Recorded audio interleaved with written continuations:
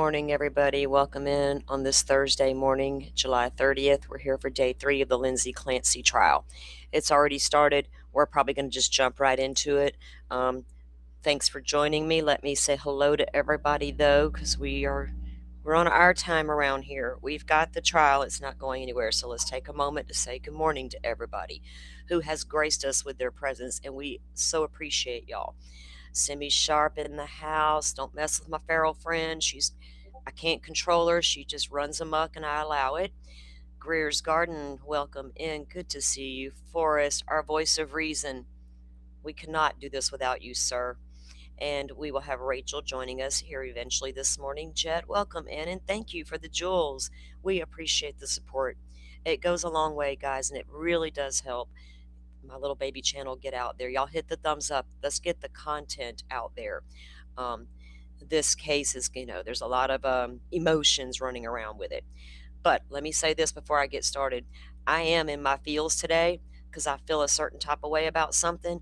So when feralness begins happening in the chat, I'll take care of it immediately because I'm not in the mood today. I'm just simply not. I dropped a song over on the community post, and it is a country song. So if it's not your jams, don't go listen. Do you. But go listen if you want to hear something about mothers in this country, in this world, mothers in general. No, I'm sorry, men, you don't have the ability to be a mother. Many of you are amazing fathers. Hats off all day long. You deserve it. You deserve all the props. But there are just as many who were raised, things are done a certain way. And regardless of all the women in the workforce, men still decided we were raised a certain way. And society didn't explain a lot of things to a lot of women. Do what makes you feel the most comfortable in your life, and never ever let somebody else dictate what you do with your children. Not even society. As society, we should demand better for mothers and children, especially those who have no choice but to enter the workforce to raise their babies. Okay, Chroma Drama channels, I'm coming straight at you.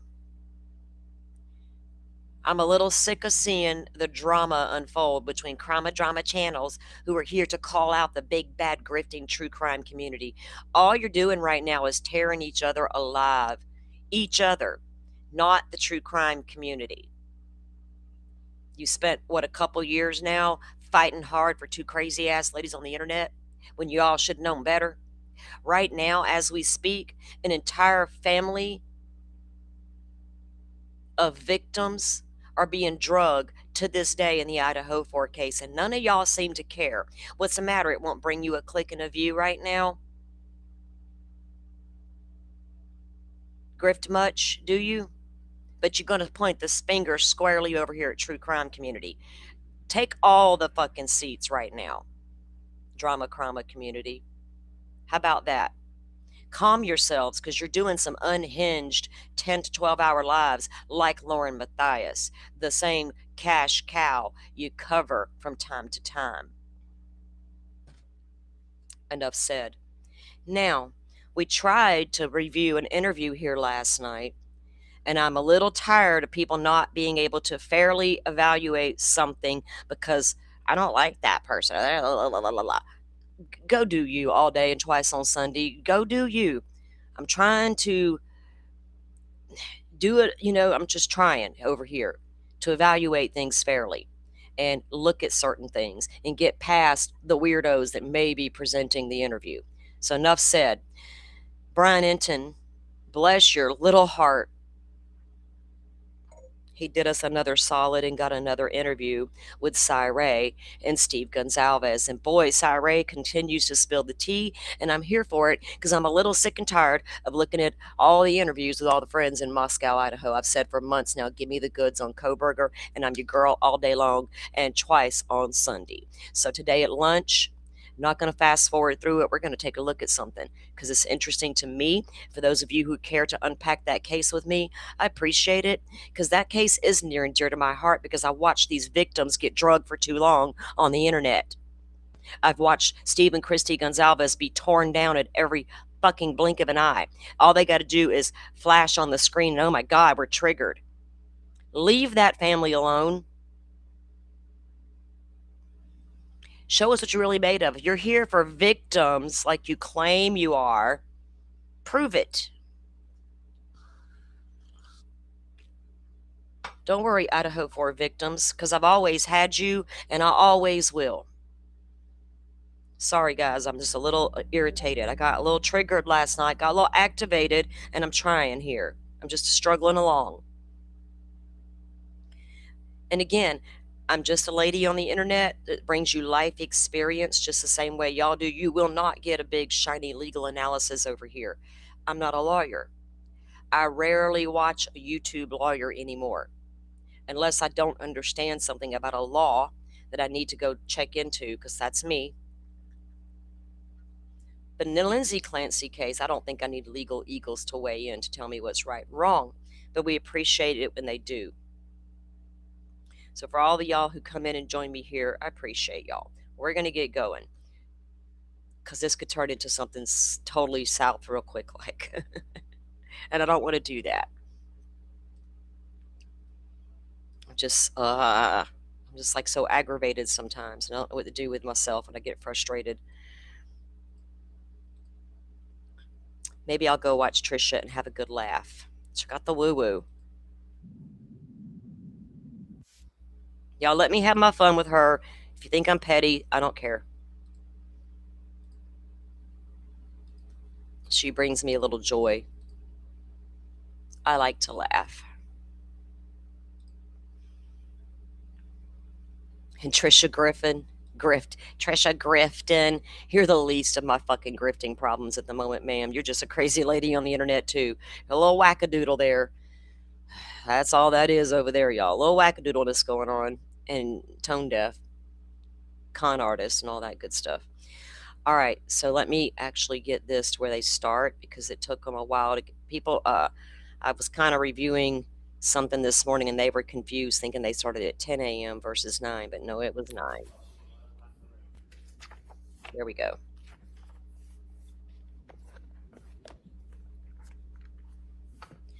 This is day 3, guys, of the Clancy trial.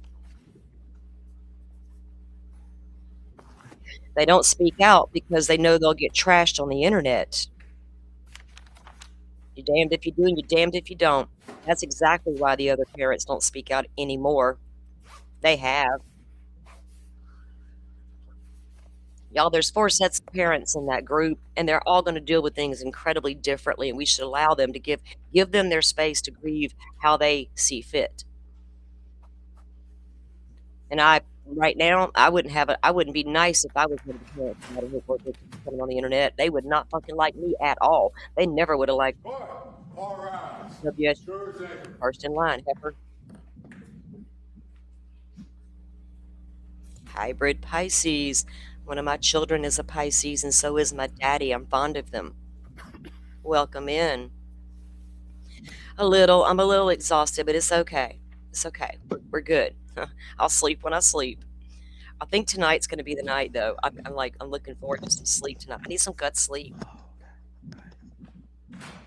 I have to buy me a new bed and try and get some good sleep today, probably. All persons having anything to do before the Honorable William Sullivan, Justice of the Superior Court now. My bed's feeling a little yucky. I'm like, dude, you got to go, sir. Get out of, ma'am. Get out of my bed. Get out of here. You suck. The bed's killing me, y'all. I gotta do something. Like, I've been saving some money. Before the court today, we have a continuation of the jury trial in the matter of Commonwealth versus Lindsay Clancy. What? Ms. Clancy is present. She is represented by Attorney Kevin Reddington. The Commonwealth is represented by Assistant District Attorney Jennifer Sprague and Assistant District Attorney Shannon Buckingham. All right. Well, good morning, everyone. I hope everybody had a nice, restful evening last night. Thank you for your patience with us. What I'm going to do is I'm going to ask you those questions, make sure everybody was able to follow my instructions. They're going to go over briefly our schedule for today and the schedule for tomorrow. All right. So let me get to those questions. The first question is, any member of the jury read, seen, or heard anything from any source that would affect your ability to be fair and impartial in this case? All right. Next question, is there any other serious matter of concern bearing on your service as a juror in this case that anybody needs to bring to my attention at this time? All right, good. Thank you for following those instructions. Now, in regards to our schedule today, it's anticipated, as you know, in these cases, sometimes the best laid plans, but it's anticipated that we'll go this morning to about 11 o'clock. We'll take a break at 11. We'll come back. We'll take our afternoon break at 1 o'clock, and we'll go into the afternoon, probably somewhere between 3 and 4. All right, so that's today's schedule. Tomorrow's schedule, as best we can tell, we're going to do that view sometime probably in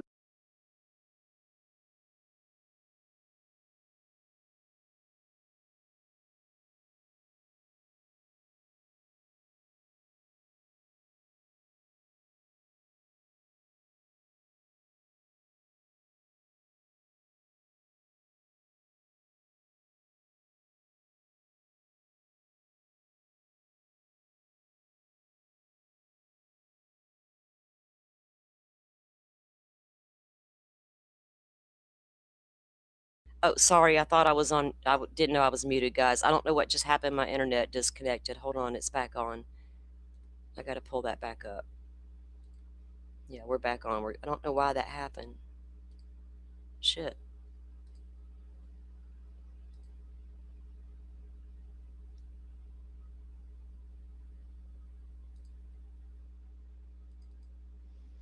Okay, so they're going to take a break today at 11 and then break for lunch between 1 to 2. I'm assuming 1 to 2, 3 to 4. Between 3 and 4, they'll wrap up today. And tomorrow they're talking about going to view that scene, the house. All right, let me get it back up. I'm sorry, guys.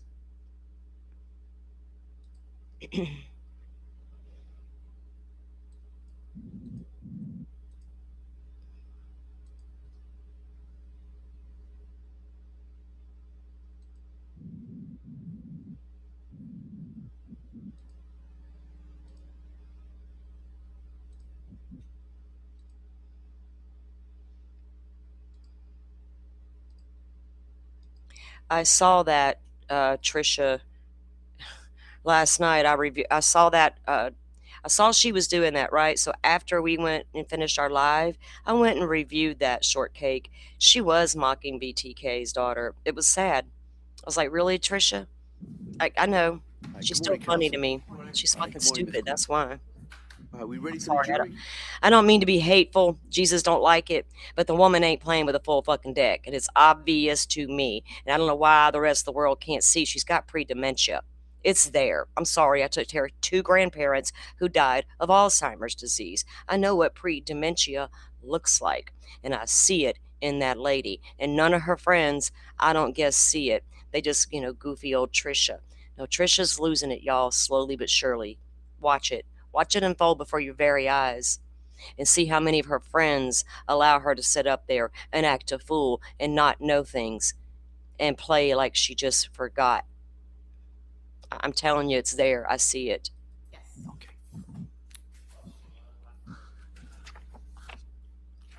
She got the woo-woo. Oh, okay. Thank you, Firefly. Welcome in, by the way. Good morning.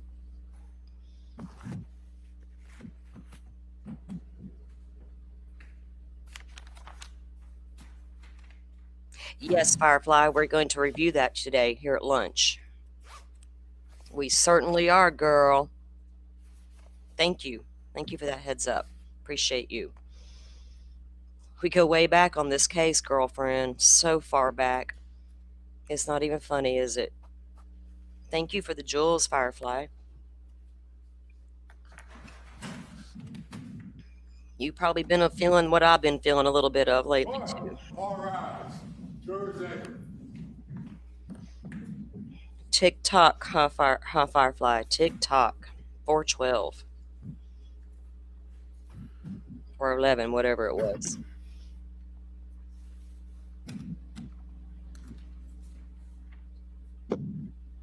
Oh, look, a lot of us knew Carrie was experiencing problems well over a year ago. It happened on Twitter in real time. We knew it. She was unhinged on Twitter saying bizarre stuff, and yeah, it was what it was. AEA, all persons having anything to Like I do said, a before lot of the us did know Honorable that was. William We already Sullivan, knew about Justice of the the Superior Court divorce. We Justice, knew about the informed domestic counsel violence for episode a auditing year every ago. evidence and you We shall be just, heard. she's Auditing a yourself victim only. of her daddy was a fucking serial killer. My God, there's a lot Good to morning, Your unpack Honor. there. May I proceed? Yes, please. Your Honor, before the court today, we have the I know she was going to the prison and stuff and helping the task force work with him. And she had to go there all the time and was, getting all this information from my daddy. The girl lost her marbles along the way, bless her little heart. I don't know if the apple don't fall far from the tree, what's going on there, but what we should give her some space. It's not a good situation, but yeah, Trisha made a mockery of it. continuation of the jury trial in the matter of Commonwealth versus Lindsay Clancy. Ms. Clancy is As present. she She is always represented does. by attorney Kevin Reddington. The Commonwealth is represented by Assistant District Attorney Jennifer Sprague and Assistant District Attorney. But I promise y'all, Webb's Toofs is the least of the problems right now on the internet streets. And I'm not going to sit here and tear down Web Sleuths and HTC for the next fucking 5 years when there's nasty players every day on these streets acting just fucking like them. And people are flocking to their channels like in droves. Attorney Shannon Buckingham. All right. Well, good morning, everyone. I hope everybody had a nice, restful evening last night. Thank you for your patience with us. What I'm going to do is I'm going to ask you those questions to make sure everybody was might, able Firefly. to follow my instructions. They're going to go over briefly our schedule for today and the schedule for tomorrow. All right. So let me get to those questions. The first question is: any member of the jury read, seen, or heard anything from any source that would affect your ability to be fair and impartial in this case? No. All right. Next question: is there any other serious matter of concern bearing on your service as a juror in this case that anybody needs to bring to my attention at this time? No. All right, good. Thank you for following those instructions. Now, in regards to our schedule today, it's anticipated, as you know, in these cases, sometimes the best laid plans, but it's anticipated that we'll go this morning to about 11 o'clock. We'll take a break at 11. We'll come back. We'll take our afternoon break at 1 o'clock, and we'll go into the afternoon, probably somewhere between 3 and 4. All right, so that's today's schedule. Tomorrow's schedule, as best we can tell, we're going to do that view sometime probably. For real, again in the same spot? My God, we need to get past that. It's not the internet. Internet's good. The hell? Trisha gave me the woo-woo because I spoke bad about her. Sorry, Trisha. Damn it. Good morning, Moore's dog mom. All right. First, all right, good morning. Good morning. All right. So I'm going to ask you to keep your voice up so the jury can hear you. Yes. And with that, Attorney Sprague. Thank you, Your Honor. Good morning. Could you please state and spell your name for the record? My name is Stephen Hall, Stephenhall, And your date of birth? 3/26/1983. Where do you work? I work at the Duxbury Police Department. How long have you been a Duxbury police officer? Since 2015, so roughly 11 years. I want to direct your attention to January 24th, 2023. Were you working that day? I was. What shift were you working? The 4 to midnight. And would that be 4 p.m. to midnight? Yes. And were you in uniform? Yes. Were you in a marked cruiser? Yes. And were you on patrol? Yes. And being on patrol, were you alone or with a partner? I was alone. Further directing your attention to approximately 6:11 p.m. At that time, did you receive a dispatch to go to 47 Summer Street in Wow. Duxbury? I did in Duxbury. And so how long did it take you to get from there to 47 Summer Street? 7 to 10 minutes. And did you go to 47 Summer Street? Yes. And what did you see when you arrived there? When I arrived, it was just a house. There was a gate open on the left side of the house.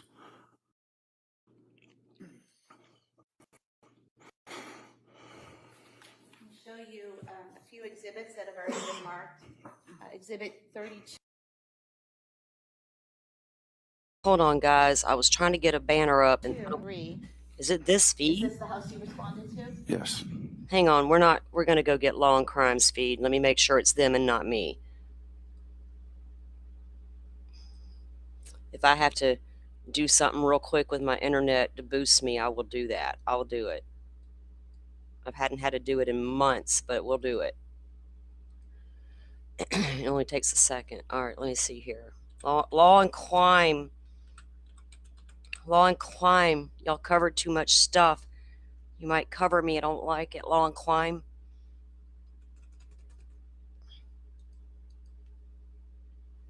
Law and Crime Trials.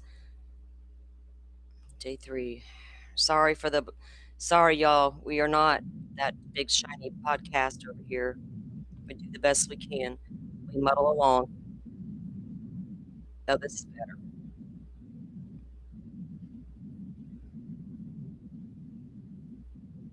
Okay, got him back on the stand. Let me get all this extra out of our way.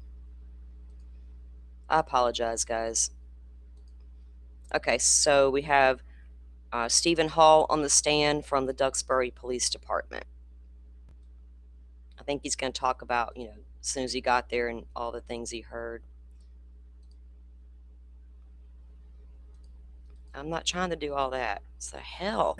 So I'm going to ask you to keep your voice up so the jury can hear you. Yes. And with that, Attorney Sprague. Thank you, Your Honor. Good morning. Can you please All right, hopefully we're better. state and spell your name for the record? My name is Stephen Hall, Stephenhall, And your date of birth? 3/26/1983. Where do you work?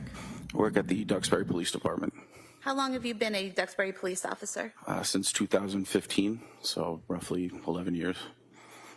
I want to direct your attention to January 24th, 2023. Were you working that day? I was What shift were you working? the 4 to midnight. And would that be 4 p.m. to midnight? Yes. And were you in uniform? Yes. Were you in a marked cruiser? Yes. And were you on patrol? Yes. And being on patrol, were you alone or with a partner? I was alone. Further directing your attention to approximately 6:11 p.m. At that time, did you receive a dispatch to go to 47 Summer Street in Duxbury? I did. And do you recall approximately where you were when you received that dispatch? I was at the Lincoln Street Fields in Duxbury. And so how long did it take you to get from there to 47 Summer Street? 7 to 10 minutes. And did you go to 47 Summer Street? Yes. And what did you see when you arrived there? When I arrived, it was just a house. There was a gate open on the left side of the house. I'll show you a few exhibits that have already been marked. Exhibit 32.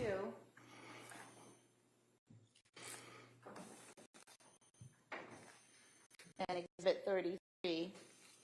Is this the house you responded to? Yes. I'm showing you exhibit 34. Is that the left side of the house? It is.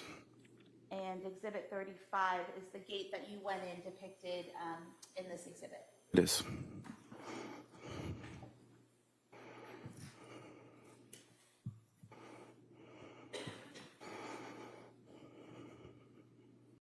First officer on scene, I arrived simultaneously with Officer Josephine. and is he also an officer with Duxbury Police? Yes. And so did you both head to that same direction, or did you go in different directions? We both went to the backyard as we were dispatched to. And you said you went to the left, correct? Yes. We heard a male voice calling for us on the left side. So. And that's where you headed? Yes. Okay. And did you encounter a male in the backyard? Yes. And did you later learn his name was Patrick Clancy? I did. What was his demeanor? He was upset. Didn't know what was going on. So. And did you see anyone else in the backyard? No. Okay. Did you see anyone on the ground? Yes. And who was on the ground? Miss Clancy. Is that Lindsay Clancy? Yes. And do you see her in the courtroom today? I do. Could you point to her? No issue with ID, Your Honor. Record may reflect the witness has identified the defendant. Thank you. Where was she positioned? She was on the ground if you were looking at the backyard on the right side.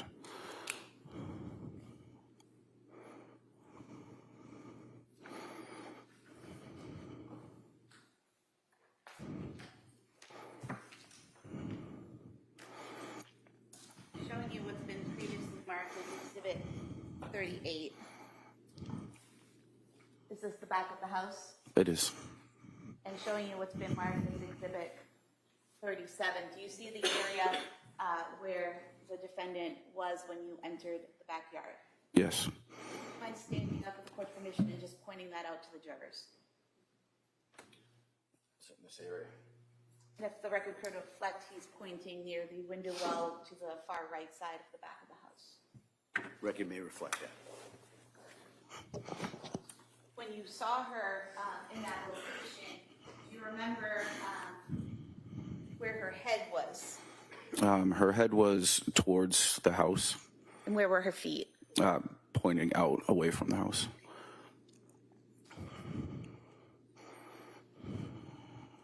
Are you trained in first aid as part of your job? Yes.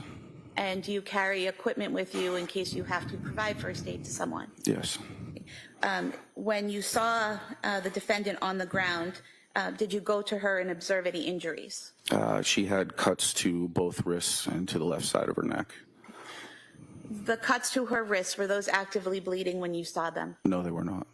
When you saw the cuts to her neck, were those actively bleeding? No. Did you, based on your training and experience, feel the need to provide any medical care to those cuts or use any of the equipment you had to tend to those cuts? Not at that time. Was she conscious? Semi-conscious, in and out of consciousness. And what was she doing that gave you that indication? She would wake up and move around and then kind of just go still again. And when you say she would move around, what parts of her body was she moving?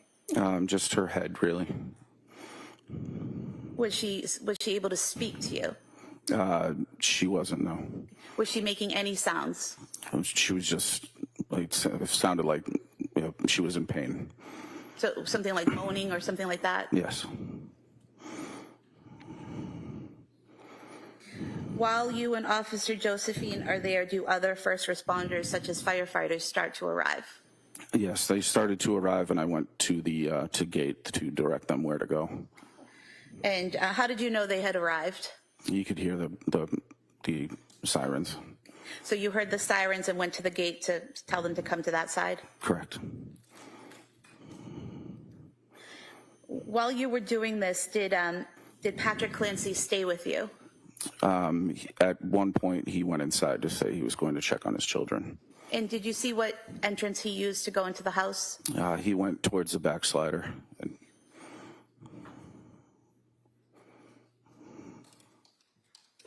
Shortly after Patrick Clancy went inside the home, did you receive a call on your radio? Yes. And what did you hear on your radio? Dispatch said that he couldn't wake them up. And did you know what they were talking about when you initially heard that? Not really, no. Did something then catch your attention? Yeah, I heard a loud scream from inside.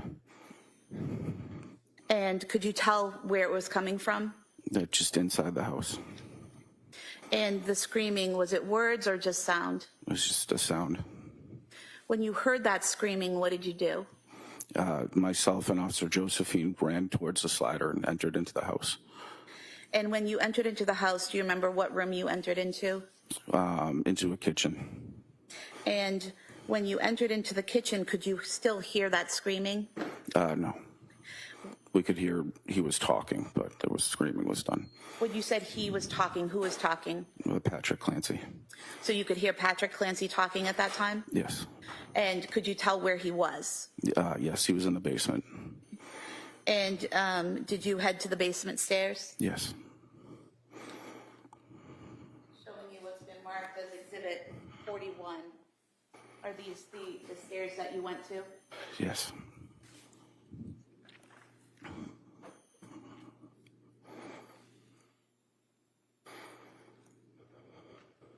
Did you go to the bottom of the stairs? I did. Once you got to the bottom of the stairs, is it accurate that you either have to go right or left? Correct. Which direction did you go?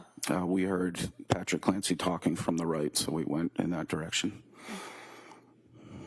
Could you hear what he was saying?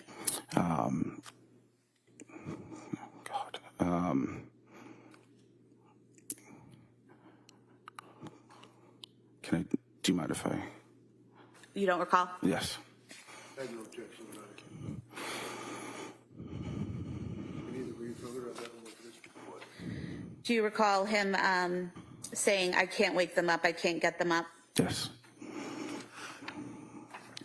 And do you remember his demeanor as he was saying that? He seemed very upset. What did you do in response to that? He came from a back room, so we ran into that back room.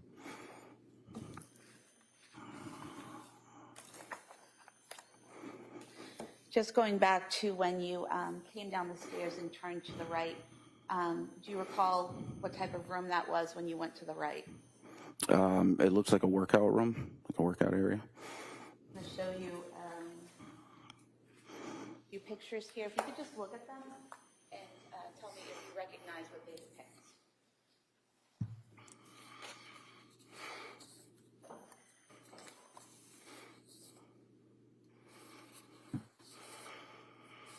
Yes. And do you recognize these to be photographs of that workout room that you entered into when you went to the right? Yes. We could have these marked as the next few exhibits. Objection. All right, those may be admitted. 4 exhibits.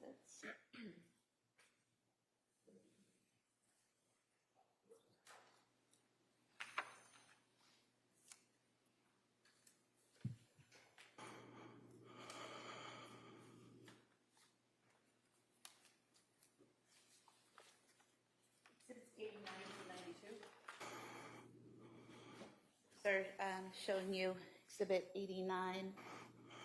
Is that the view when you first come down the stairs and turn to the right? Yes. And then showing you exhibit 90. Are those exercise bands there tied to the closet door? Yes. 91, just a close-up of that, correct? Yes. And then 92, what are we seeing in this photograph, sir? That was the back room that he seemed to be coming from. That Patrick was coming from? Yes.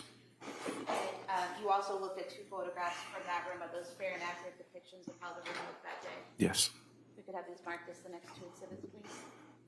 All right, they may be admitted.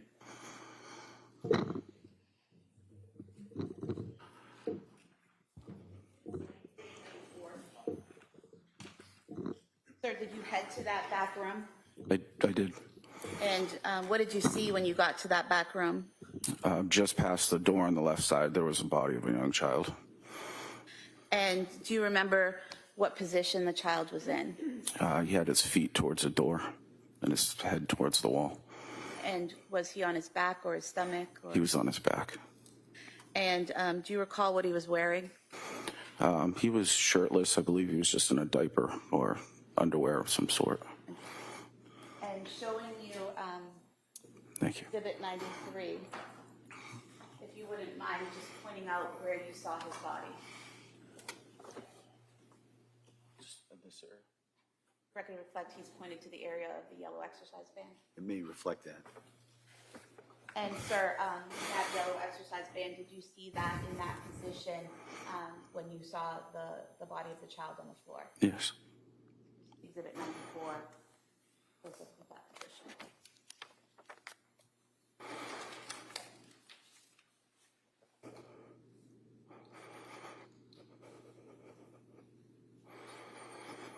Sir, did you later learn that child's name was Dawson Clancy? I did.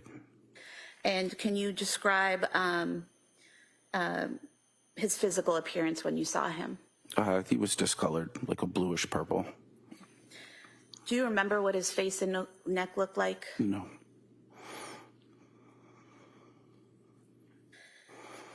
What happened next? I called for paramedics to come to the basement. I also called for a supervisor, and Officer Josephine picked up the child, and we ran him outside through the front door to the ambulance. And did you do anything after that, after giving Dawson to EMTs? We ran back down into the basement to check to see if we could find other children. And what made you think there were other children to find? When Patrick Clancy said, well, I can't wake them up, instead of just a singular. And so When you went back inside, did you go back down the basement stairs? Correct. And this time, did you go to the left? Yes.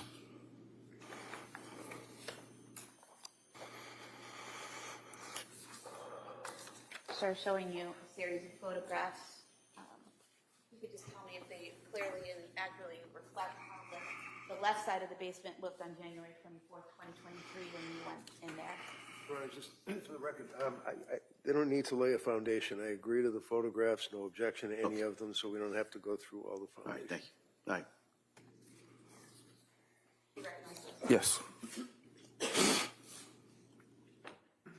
I just mark this the next exhibits, please?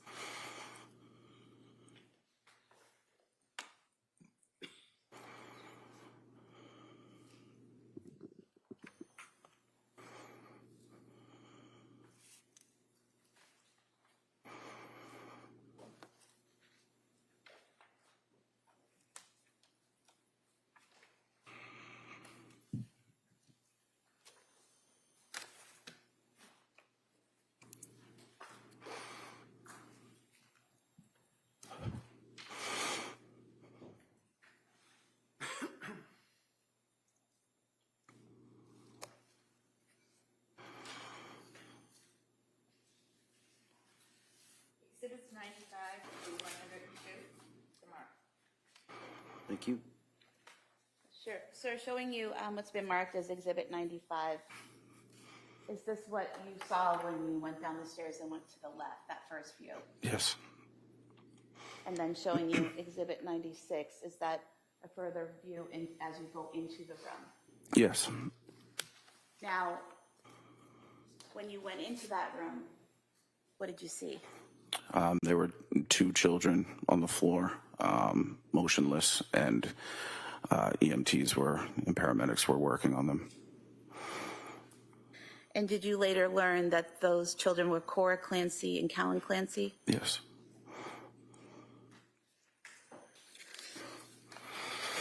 Did you do anything to assist the medics at that time?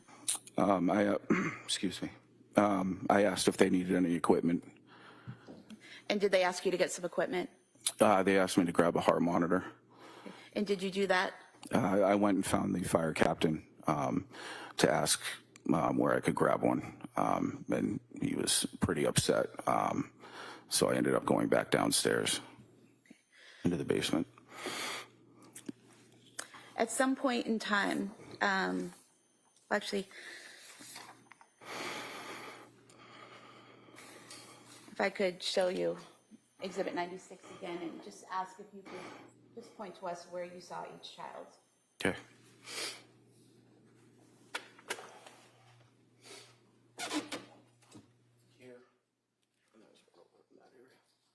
So for the record, the first area you pointed to was in between the blood stain and the black exercise band, is that correct? Correct.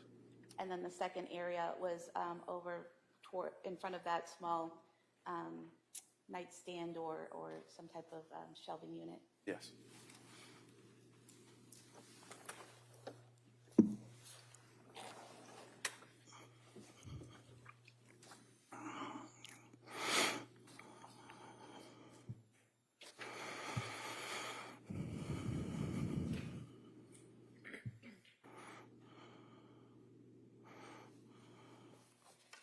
At some point in time, did you go back outside? Yes, they stated they need an officer with Lindsay Clancy. And I'm going to show you a photo here outside near that window well that's towards the right of the house. Is that where Lindsay Clancy was, where that medical debris is? Yes. And just showing you another photograph. Is that just showing further to the right in a broader area of that same scene? Yes.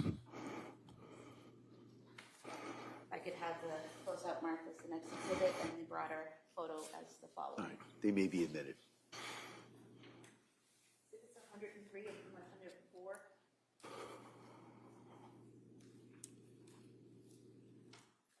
While you were out there with the defendant, were medical staff, paramedics treating her? Yes. And did you happen to look up?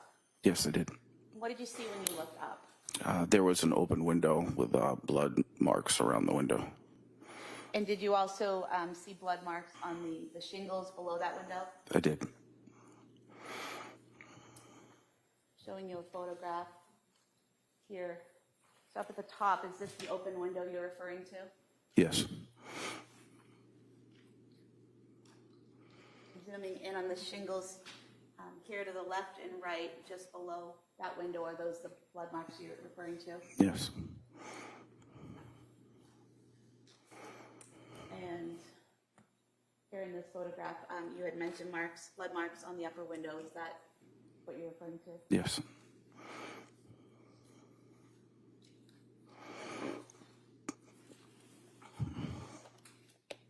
And then here at the top of the lower window, these marks here, are those the other blood marks that you saw? Yes. If we could have these photos marked as the next exhibits. All right, they may be admitted.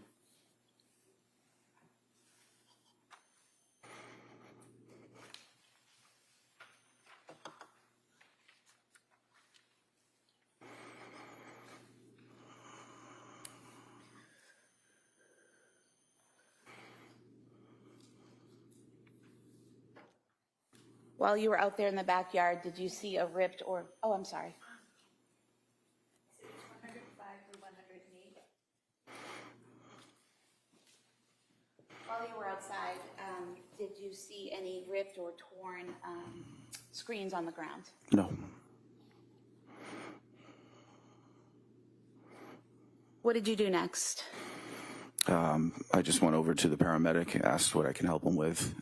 He said she was good, but she kept taking her face mask off for oxygen, and so I just kept replacing it back onto her face.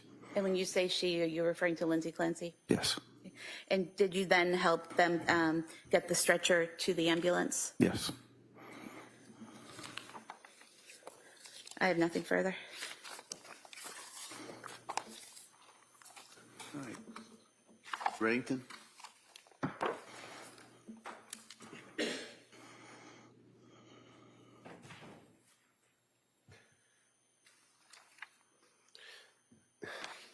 Thank you for your incredible service. Thanks. All right. Sir, you may step down. Thank you. Thank you.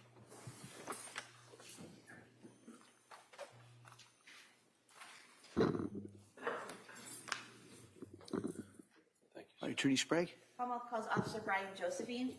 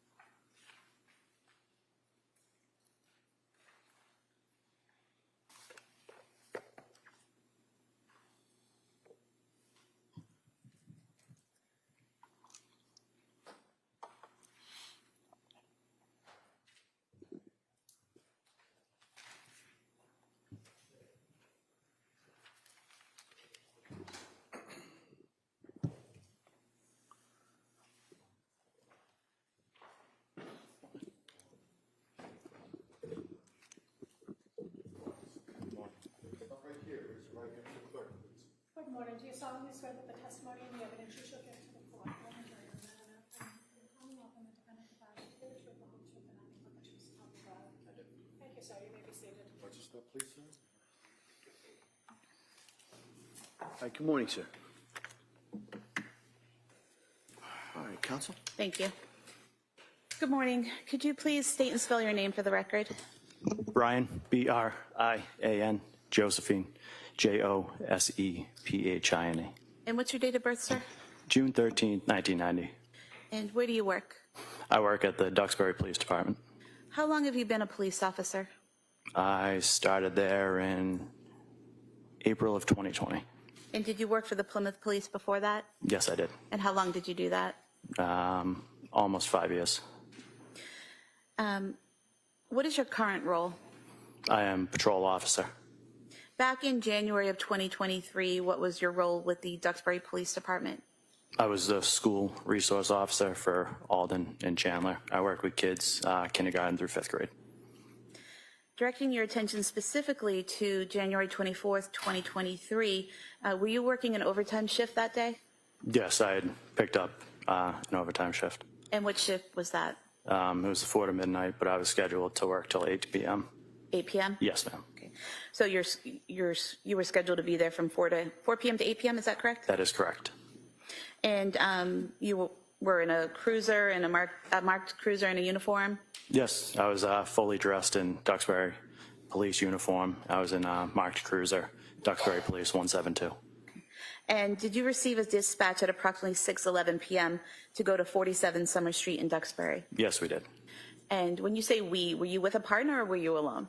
No, I was by myself. We ride single in a cruiser there. Okay. So when you say we, do you mean that it was dispatched to all officers on patrol?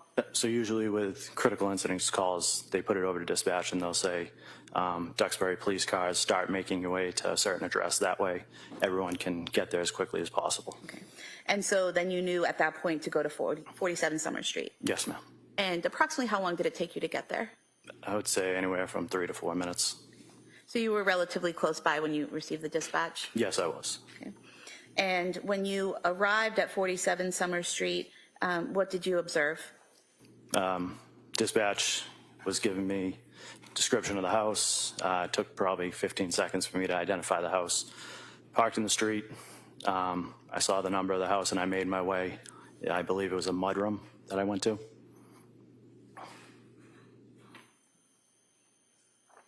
Showing you Exhibit 33. When you say the mudroom that you went to, did you actually go inside the house or did you go to the door to the mudroom? I went to the door to the mudroom to check if that was unlocked so I could make my way to the back of the house. And is that door depicted in this photograph? Yes, it is. And is it the door to the left of the garage? Yes, it is. And was the door locked or unlocked? It was locked at that time.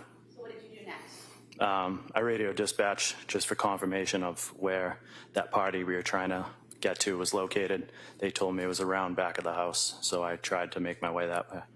And when you went to the back of the house, how did you get there? Well, referring back to the picture where the car was parked, I went to the right side, and I went around the garage. There was a fence, and I went over the fence, I believe. So showing you Exhibit 33, again, you went by these cars and around the house to the right. Yes, that's correct.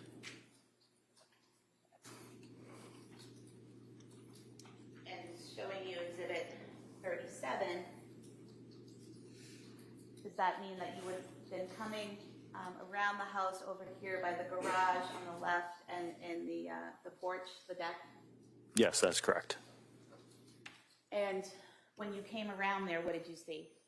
I made my way. I observed two parties, one lying in the ground and one standing over it. And I started making my way towards the other end of the house, which is towards this fence, as you guys can see in reference to that photo. And so when you say the other end of the house, are you talking about this area here, the furthest right two windows? Yes, that is correct. And the person that was standing, did you later learn that was Patrick Clancy? Yes, I did. And the person on the ground, did you later learn that was Lindsay Clancy? Yes, I did. And at some point in time, was Officer Hall also back there with you? Yes, he came from this side over here, the opposite direction in which I came. So facing the house, he would have come around the left side of the house if you're facing the house? Yes, he parked on the street and came from this side, the opposite of where I came from. Okay. And do you recall what Patrick Clancy was doing when you first saw him? He was standing over Lindsay at that point.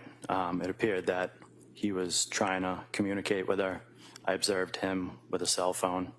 It was kind of down by his side, so I don't know if they were talking or what, but it was probably a split second, and then he turned in my location, saw me because I was illuminating the yard with my flashlight, and then that's when me and him cross paths. Okay. And so you said you saw him with his cell phone by his side. Was it in his hand by his side? Yes, I believe is in his left hand. Okay. And you say you crossed paths with him. Approximately where did you cross paths with him? It was probably right by the bulkhead, I would say.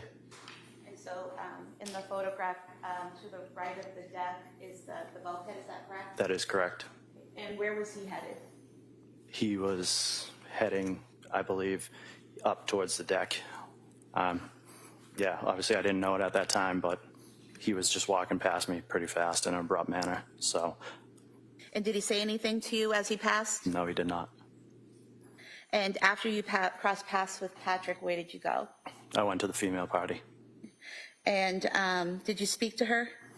I attempted to. And what did you say? I just was trying to get basic information, where she was hurt, where she needed attention, anything I could do to kind of help her until fire arrived. And did she respond to your questions? She mumbled, and it wasn't a definitive answer. Did you observe any injuries? Yes, she was laying on the ground. There was cuts to her right wrist, I believe, and to the right side of her neck. And were those cuts actively bleeding at that time? They were bleeding, but not profusely. Did you, are you trained in first aid? Yes. Did you feel the need to put pressure on those wounds immediately? No. We also carry medical equipment such as tourniquet, gauze, stuff like that. And I believe due to circumstances that I didn't need to utilize those tools. And the tourniquet that you carry, is that in case someone has some type of cut where an artery has been damaged or cut? Yes, it is. Okay.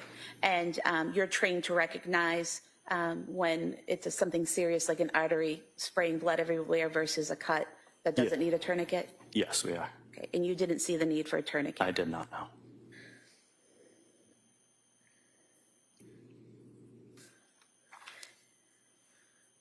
And based on your training in first aid and as a police officer, as a first responder, did those wounds appear life-threatening? No, they did not. Did other emergency personnel from the fire department begin to arrive? Yes, so I would say I tried to talk to Ms. Clancy for probably 30 seconds to a minute, and at that point, coming from that opposite side of the house, I observed Duxbury fire personnel show up, and our protocol is to kind of turn the medical over to them because they're more highly trained than we are. Okay. And at some point in time, do you hear something? Yes. What do you hear? Myself and Officer Hall were standing by that window, and we just started hearing loud screams. And what did you do when you heard those loud screams? We immediately were trying to figure out where they were coming from. I'm not sure if dispatch or something came over the air and said something about the basement, but we both just started making our way back towards the deck part of the house. Did you go in through the sliding glass doors? Yes, we went up the deck and through the sliding glass doors into the kitchen. And did you then head to the basement? Yes. Okay. And could you hear any sounds coming from the basement as you entered the kitchen? Yes, it was the exact screaming that I heard from the window. And did you go down the stairs to the basement? Yes, we did. And did you see anything as you went down the stair after you went down the stairs? So we went down the stairs, and there was a picture at the bottom of the stairs, I believe, of Lindsay and Patrick, and the basement splits off into two, a right and a left area, and the screams were coming from the right area, so that's where we directed our attention to first. Okay. And did you see Patrick? Yes, that right side opens up, and it's like 2 rooms, I believe. So we went into the first room, which was kind of dark, and there was some cluttered stuff around, and Patrick was in that back room at the time.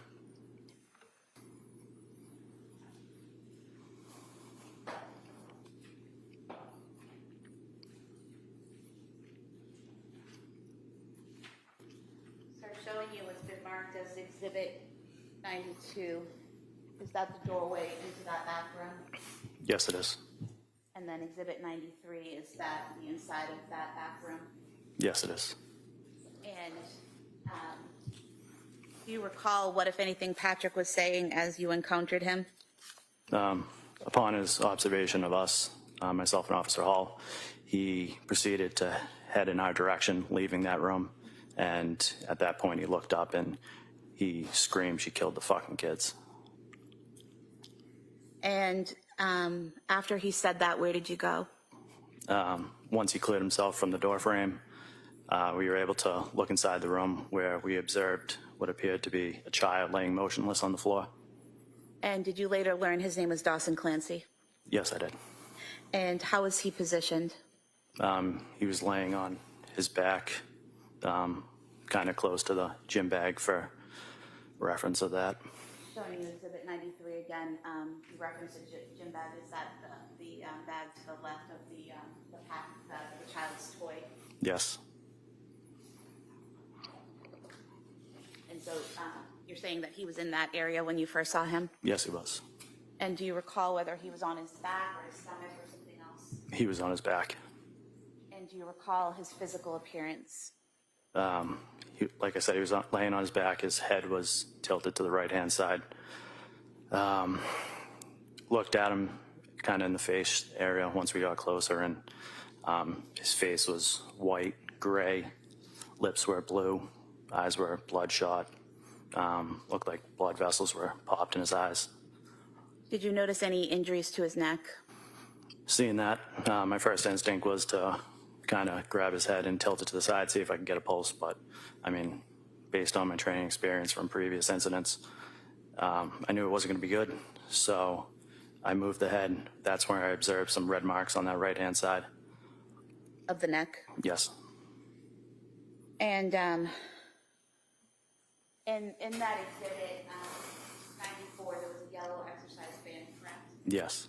And I believe in prior testimony, you may have called it a blue exercise band, is that correct? Yes.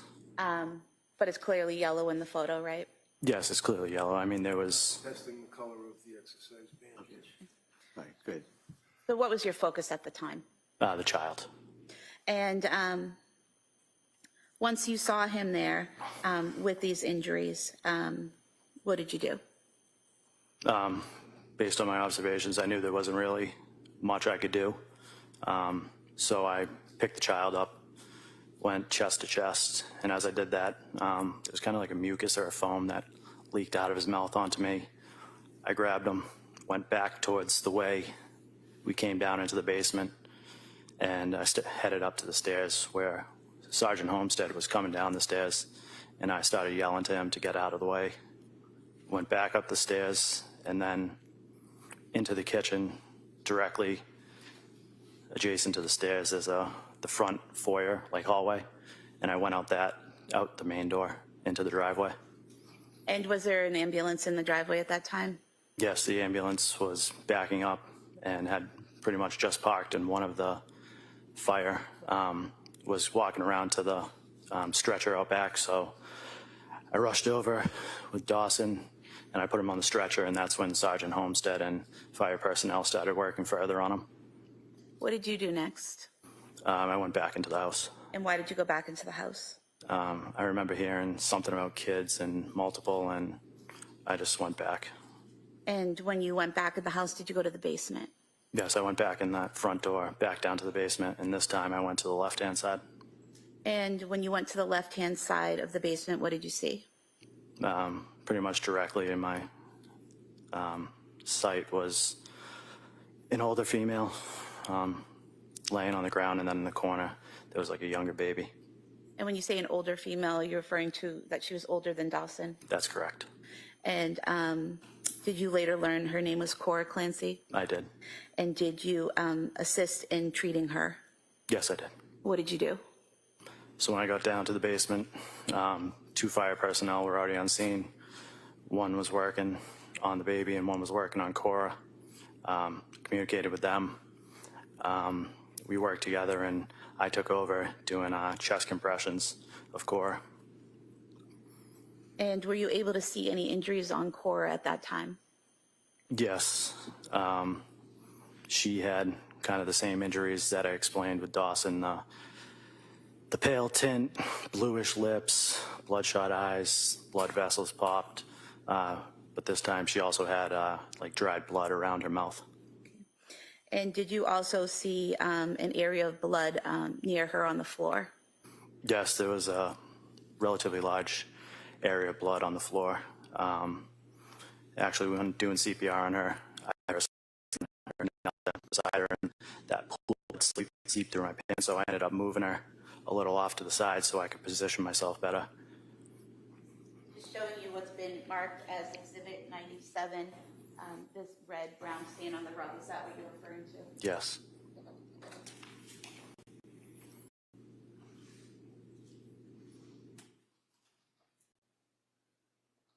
While you were doing chest compressions on Cora, what was the firefighter doing? The one that had previously been attending to Cora then went to the child that was in the corner. And eventually, was Cora put on a stretcher and brought out? Yes, eventually. I think the baby was brought out first because I think they mentioned at some point they might have found like a faint pulse or something like that. So they got him out first, and then we were able to get Cora up. So that entire time while you're in the basement, are you still giving chest compressions to Cora? Yes. Yeah, I mean, it felt like forever to the point where I think I radioed for assistance for another officer to come down. And did others come down to assist? Yes, Officer Cahill came down to further assist, where I continued with chest compressions, and he used a bag valve mask to give rescue breaths.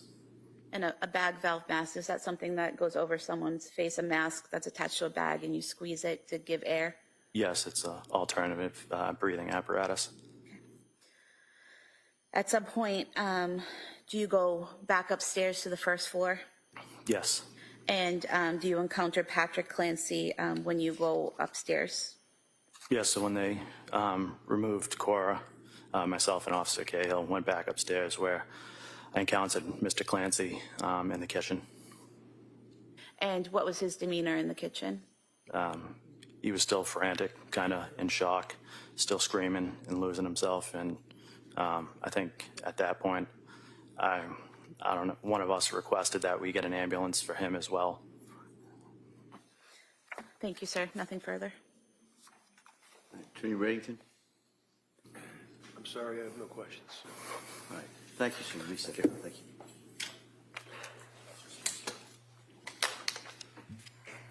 Home of calls PJ Hussey. Your Honor, at this point, I'm objecting, renewing my objection that I filed on the repetitious nature. If I can see it, sidebar.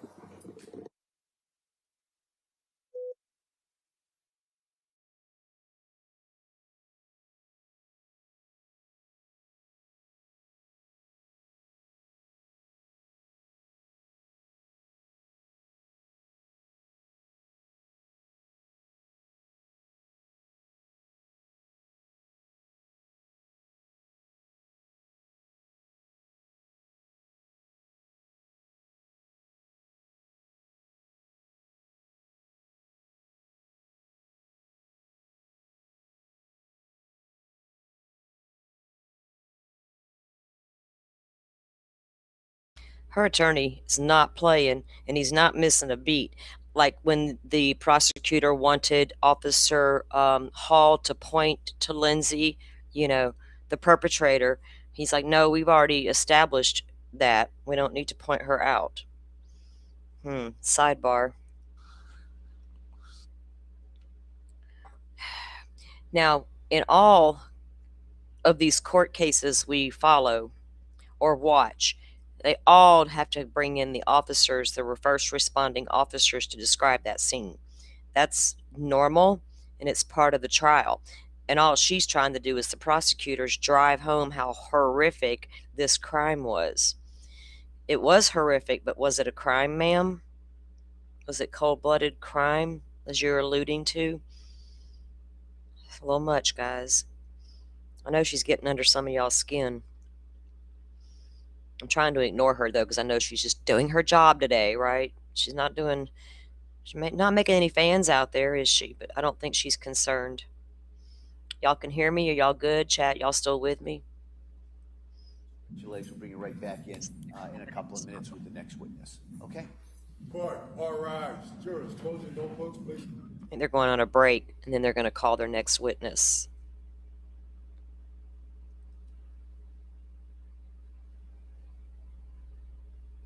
Simi, that's what she's doing. That's literally her job. I mean, I'm not giving her praise for it, but this ain't the first trial I ever watched. That's literally her job, right? She's got a job to do. It's as simple as that. Like it or not, it is just a job to do for her today. We see this over and over in a lot of court cases, do we not? What appears to be bias, tunnel vision, hardcore going at victims and or potential, witnesses. Even we've seen a whole lot of crazy happen in courtrooms. It is what it is. I'd like to know how this is going to work out for her in the future, though, in the prosecutor's office. This is Massachusetts, guys. Come on, Kelsey Phillips Fitzsimmons, Karen Reed 2 times. They don't give a F. Oh, you're a woman? We're going to stick it to you, Massachusetts. We see you in action protecting that little copper guy over there in his filthy mouth. Is he still hiding out in a mental hospital somewhere? He broke? God, Proctor had a mental break? And Massachusetts said, oh my God, we got to give him time. Are you fucking kidding me, Massachusetts, you weird-ass state? Coming at women like y'all do. We see you. Women see you, Massachusetts, and you female prosecutors. We see you. You're going to get the woo-woo eventually. Y'all, let's send them the woo-woo. Okay, I have no legal commentary except you suck, prosecutor. How about that? Oh my God. Y'all share your thoughts and opinions with me so I don't like I'm talking to myself up here. Her job is to, okay, do you watch other trials, Simi? I know what her job is, but it's also to get the jury to understand how horrific this was. That's what it is.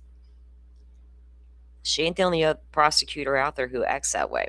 Should have seen those who like to dance in the dark in Indiana, how they wanted to drive home that big bad Rick Allen did all this without much proof at all.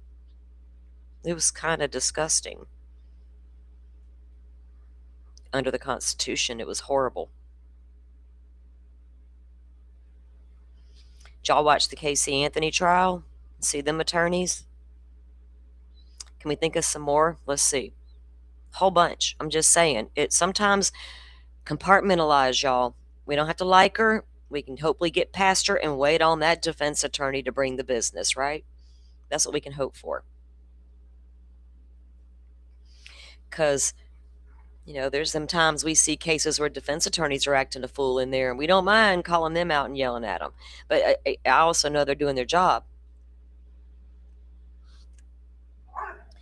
The minute I want to tell them they can't do their job, that's a me problem. We just hope that jurors are smarter than that. You know what I mean? We can only hope they are. I know you've watched plenty of trials. I'm just saying that's why you see how they operate. Of course they're going for the heartstrings of it all. Lord, my dogs are getting activated. Yeah. Maybe Rick Allen will be granted a new trial when he goes before the Indiana Supreme Court soon. We'll see. I'm just saying, if everybody else gets free trials this year, new trials this year, why not Richard Allen? Oh yeah, I'm covering those oral arguments. Oh, yes, ma'am. Yes, ma'am. I wouldn't miss it for the world because it's extremely important if we care about justice in America and the legal justice system and constitutional rights and justice for Abby and Libby. And give me that trial, if you grant it, in the daylight, please, so I can really make up my own mind because I don't like him to be steered by the internet. I've evaluated Delphi since as long as I've evaluated Idaho 4. I just couldn't get many to go along for the ride, so I was in 2 different communities because nobody wanted to commingle. They're like, what? One case at a time, sister. Sit down with your shit. But there's 2 of me in here, so I was good to go. I was all in for both cases But yes, ma'am, we're covering it because it's extremely important. Are we okay with sending men directly to prison, men and women, if they are arrested for a crime, straight to prison, never to see the light of day again? Meanwhile, in Idaho, Brian Koberger is afforded every little right he could possibly get his little grubby hands on. Digs in the basement of the jail, little orange suit to wear, clean and neat and tidy, little vegan meals offered, fangirls falling all over him, while Rick Allen was rotting in a prison being guarded by Odinists. I didn't make it up. It's real. It's real. We didn't make it up. We weren't wearing tinfoil hats and conjured it up in a Discord somewhere. Instead, let's go feed a narrative with our fake story. It literally came from the investigation into the Delphi murders. And through an FBI task force that Delphi said, no, we don't like you. Could you go away with your weird little report there? It's scary. I bet it was scary. I bet that task force report was scary. Scary, scary, scary. Somebody got scared.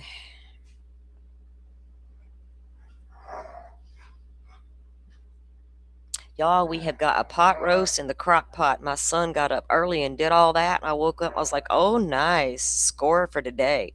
I got my trial groceries, Forrest. I cannot starve during these trials. I got PTSD from Karen Reed.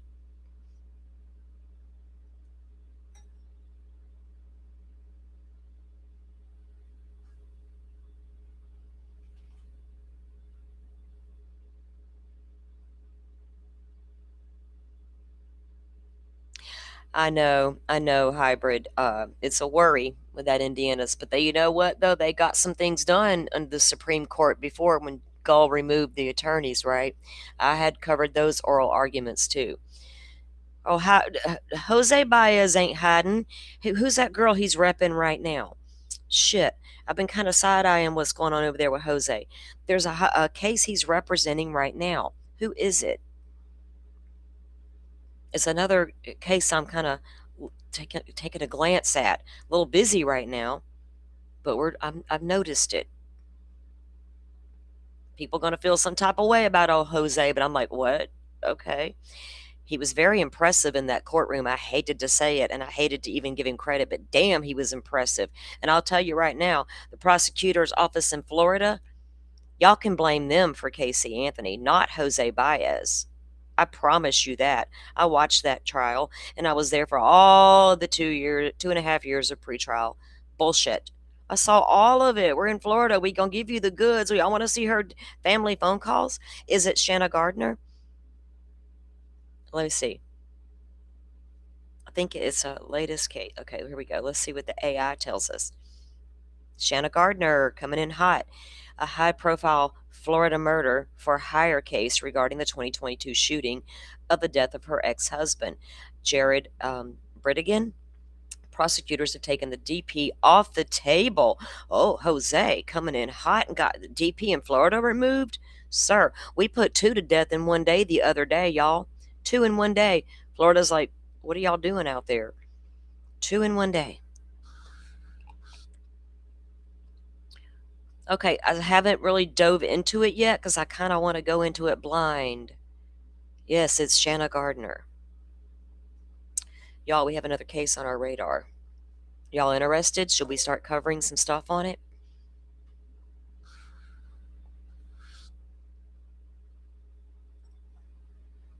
I'll make a note so I don't forget.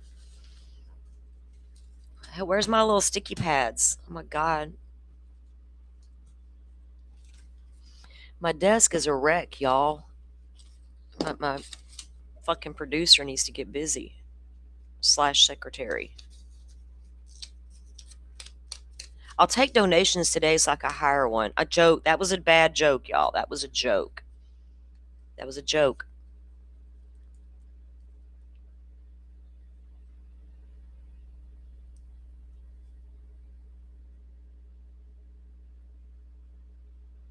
Murder for hire is always interesting.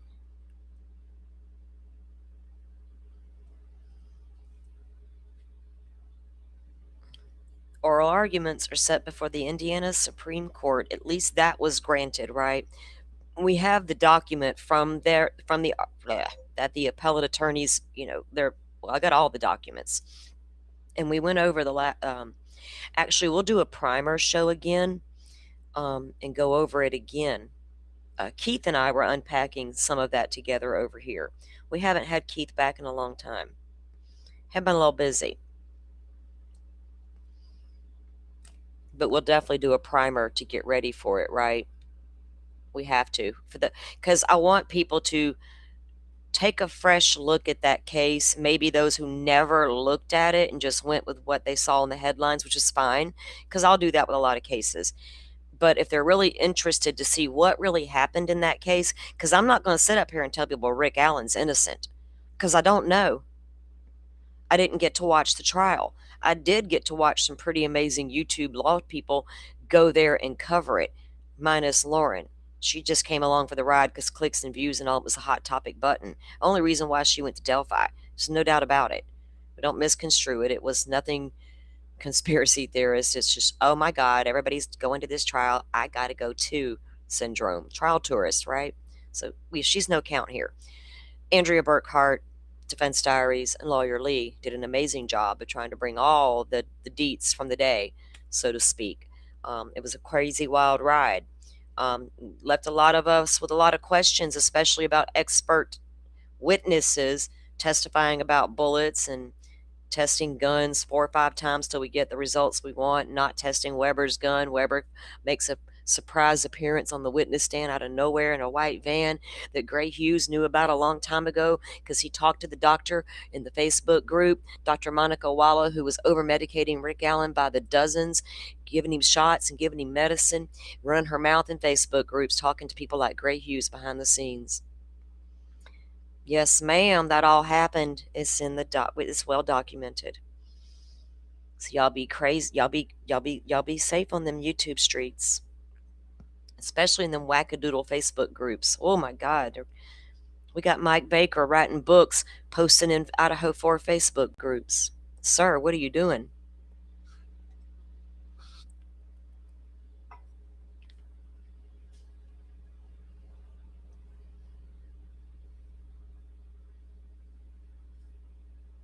Exactly. They don't have any evidence right now. A guy on a bridge, so there was a lot of people there that day. And I hear tell a lot of guys in Indiana dress like that. Fuck, they dress like that here in my parts. Carhartt, everybody's got one. Everybody's got that shit with that guy on the bridge hat on. Everybody in my neck of the woods has got the same thing on 9 times out of 10, right? This could have been any. I remember when that video was first released, I was like, hold up, where'd they get that? How'd they get that? This was supposed to happen in the woods in a trail. Was there a deer cam out there? Because those are everywhere here in my parts. Where'd that come from? But is there any DNA on these victims tied to Rick Allen? No. Is there a knife sheath in Brian Koberger's case with his DNA on it? Yes. There's a hair wrapped around a victim's finger, not a clump of debris, wrapped around a finger that they never thought was important. Some sticks that were on top of the victims were picked up and tossed aside like yesterday's news. 2 weeks later, we might want to go get them sticks. Now, there could have been somebody spit on that stick. He said he might have spit on the victims. What will happen if my DNA comes up because I spit on a victim? Well, we wouldn't know if it landed on the fucking the fucking logs you covered her up with, now would we? Because it got tossed to the side like it was just some sticks.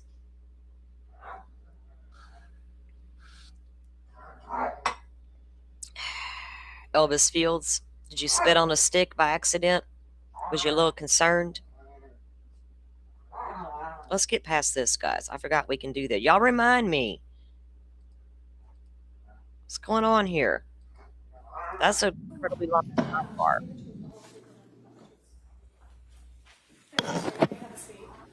Yeah, them Facebook groups are a little much. Do a little recon occasionally. Hi, good morning, We'll sir. never speak in one. If I may. Yes, please. Thank you. Good morning. Could you please state and spell your name for the record? PJ Hussey, Hussey, And your date of birth? 5/5/1963. Where do you work? Duxbury Fire Department, And how long have you been a firefighter? 32 years. Are you also a paramedic? Yes. What's the difference between an EMT and a paramedic? Paramedic has advanced life-saving skills, intubation, and medicine we can use on the patients. And is there a certain type of training that you have to have as a paramedic? Yes, every 2 years. And to first qualify as a paramedic, what do you have to do? There's a paramedic class that you take, upwards of 2 years. So you take that paramedic class. Is there a test you have to take at the end? A state test, yep. And once you pass that state test and become a paramedic, you have to do continuing education. Is that correct? Yep. Okay. And did you take that initial training, pass that initial test, and then pass all subsequent training to be a paramedic? Yes. And how long have you been a paramedic? About 17 years. What is your current role with the Duxbury Fire Department? I'm a captain, which is considered a shift commander. And in January of 2023, were you in that same role? Yes. What does a shift commander do? Oversees the operations of the town as far as firefighting and medical services. How many fire departments, or stations rather, how many stations does Duxbury Fire Department have? Duxbury has 2. Okay. And how far apart are they? About 10 minutes apart. And are they staffed differently from Yes. each other? Yeah. And how are they staffed? At the central station, there's a captain and usually 3, and the other station, there's 2, just 2 firefighters.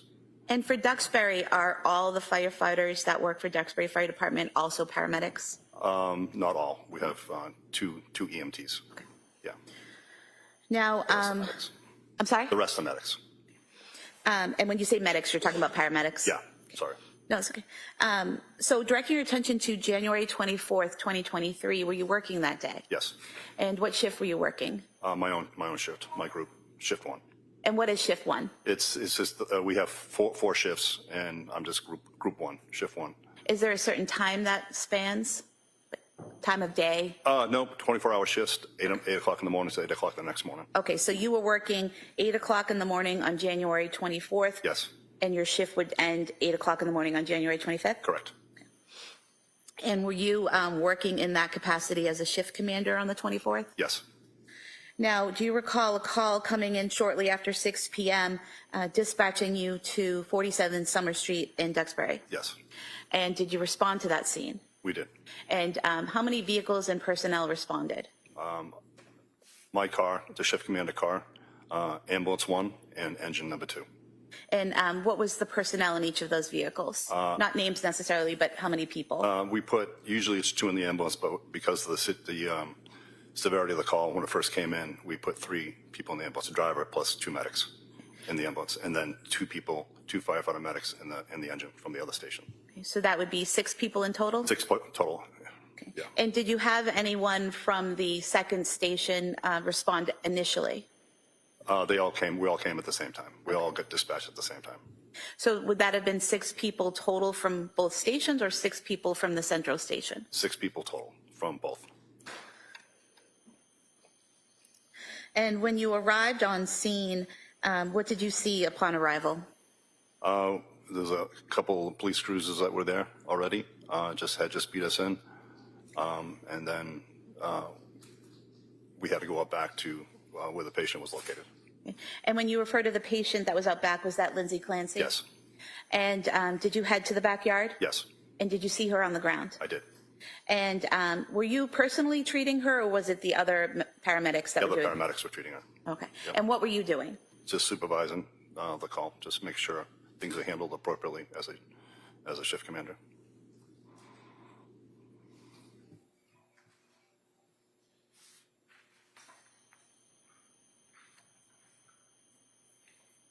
Showing you what's been marked as Exhibit 37. Do you see the area where you were in the backyard that night on the screen? Yes. If you wouldn't mind standing up and just pointing where you were. The patient was crossing the right here. I was over here in this area here. And if the record reflects, you pointed to the patient being to the right of the metal window well, and you were standing to the left of the window well, is that correct? Yeah, she was right below this window, so someplace she was right in this area. Okay. And I was just a little bit further over. And when you said right below this window, you're pointing to the far right second story window? Yep. Merci. At some point in time while you were standing there, did you hear a loud noise? I heard a scream. Scream. And when you heard the scream, could you tell where it was coming from? It sounded like it was coming from the basement. And did you look anywhere in particular? Yeah, I was able to look through the basement window and able to see a male person downstairs. And when you say the basement window, are you referring to that first Yes. Metal window Yes. well? Yes. That was in Exhibit 37.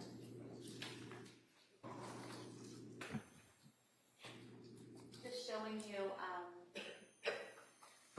again on the screen here, what's been marked as Exhibit 50. This window here on the right, does that fairly represent the window that you looked through and could see down into that Yes. basement office? Yeah. And was the light on in the basement office when you looked in? A light was on, yes. And what did you see when you looked in the window? After I heard the scream, I saw a older male gentleman, now knowing it was Patrick Clancy, unwrapping something from a child's head.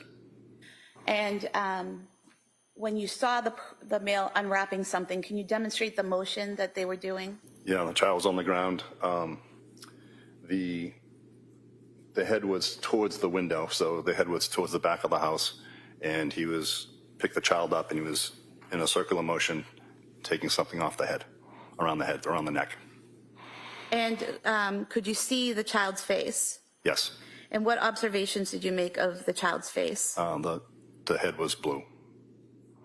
And did you later learn that child was Dawson Clancy? Yes.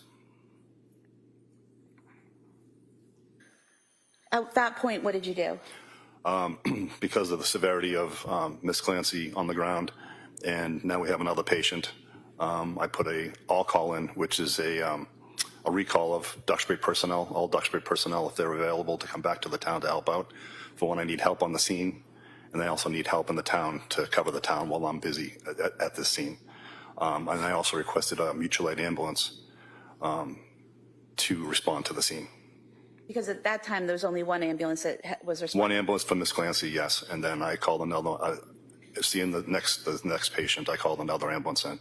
Okay, and what is mutual aid? Mutual aid is it's a shared system that all the towns use. That if we get busy or busy with calls, we're able to call help in from surrounding towns to give us a hand, whether it be fire related or medical related. Does Duxbury only have one ambulance? We have three. Three, but you only had one staff that night? Yes. Okay, so you call in for an additional ambulance. At some point in time, do you learn that there are two other patients, Yes. Cora Clancy and Callan Clancy? Yes. At that point in time, do you have to do anything to call in more assistance?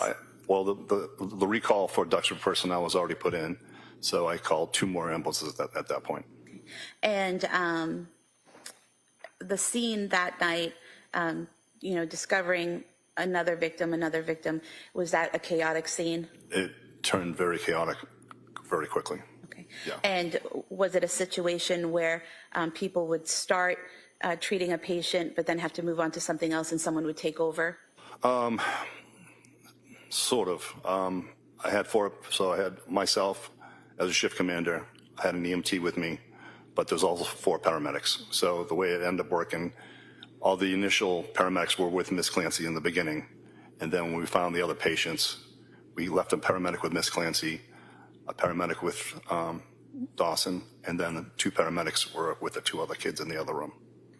And did someone eventually also have to be with Patrick Clancy? Eventually, yes.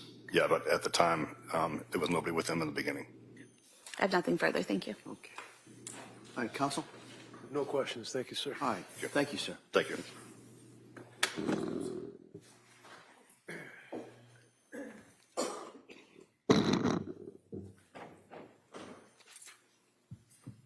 Attorney Buckingham. Your Honor, the Commonwealth would call Loring Nudd as its next witness, please. Same objection for the record. All right.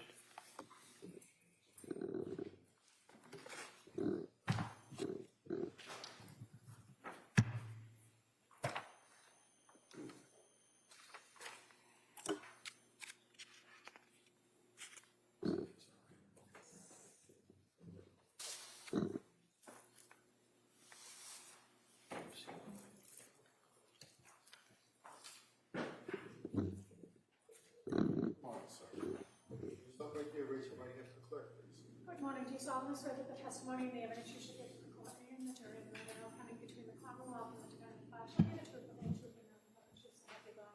I do. Thank you, sir. You may have a seat. Why don't you stop there, please? All right, good morning, sir. Good morning. May I inquire? Yes, please, counsel. Thank you. Good morning. Good morning. Could you please tell the jurors your first and last name? My first name is Loring, Loring.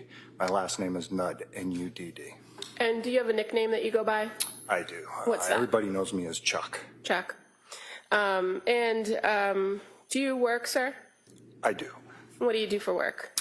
So I'm a firefighter EMT with the Duxbury Fire Department. I was at that time. I am now retired. Okay, so when did you retire? So I retired a year ago. A year ago? And so how long had you been working with Duxbury Fire before your retirement? A little over 30 years. 30. And can you explain what your role was as a Duxbury firefighter? So if I was an EMT, which 80% of our calls are probably that related.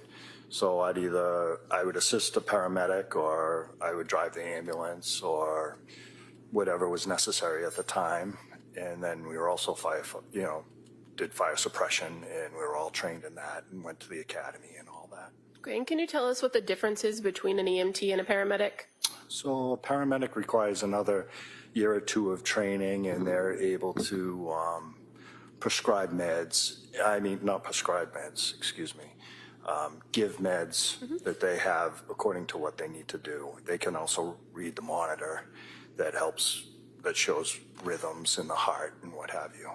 Is it fair to say that as an EMT, you're trained in basic life-saving techniques, Correct. while a paramedic is advanced life-saving techniques? Correct. And so at Duxbury Fire Department, is it also fair to say that each and every firefighter has that dual role of either being an EMT, a paramedic, and a firefighter? Yes, some are. There might be one EMT, just a basic, where most of them are the medics but we're all firefighters too. Okay. And in the town of Duxbury, does the town itself have its own ambulances Yes. in addition to the fire engines? Yes. And there's also ladder trucks, correct? Correct. Now, when you were working as a Duxbury firefighter, what was the schedule? How did you work your shifts? So we work 24-hour shifts. And then how many days on and how many days off? So we'd have 1 day on, 1 day off, 1 day on, and 5 off. And a 24-hour shift, when did it start and end? It was 8 o'clock in the morning to 8 o'clock the next morning. So if I direct your attention to January 24th of 2023, you were still working for the Duxbury Fire Department then, correct? Correct. And were you on a 24-hour shift that day? I was. At some point during the day, were you given kind of what your assignment was for that shift? Yes. What was your assignment? So that day, I mean, we all kind of float around a little bit, but we had a newer member that had made progress. He was an EMT and then made it to paramedic. So I was kind of what they called the backup guy. So I would do whatever fill-in needed to be done, and I would assist with them if necessary.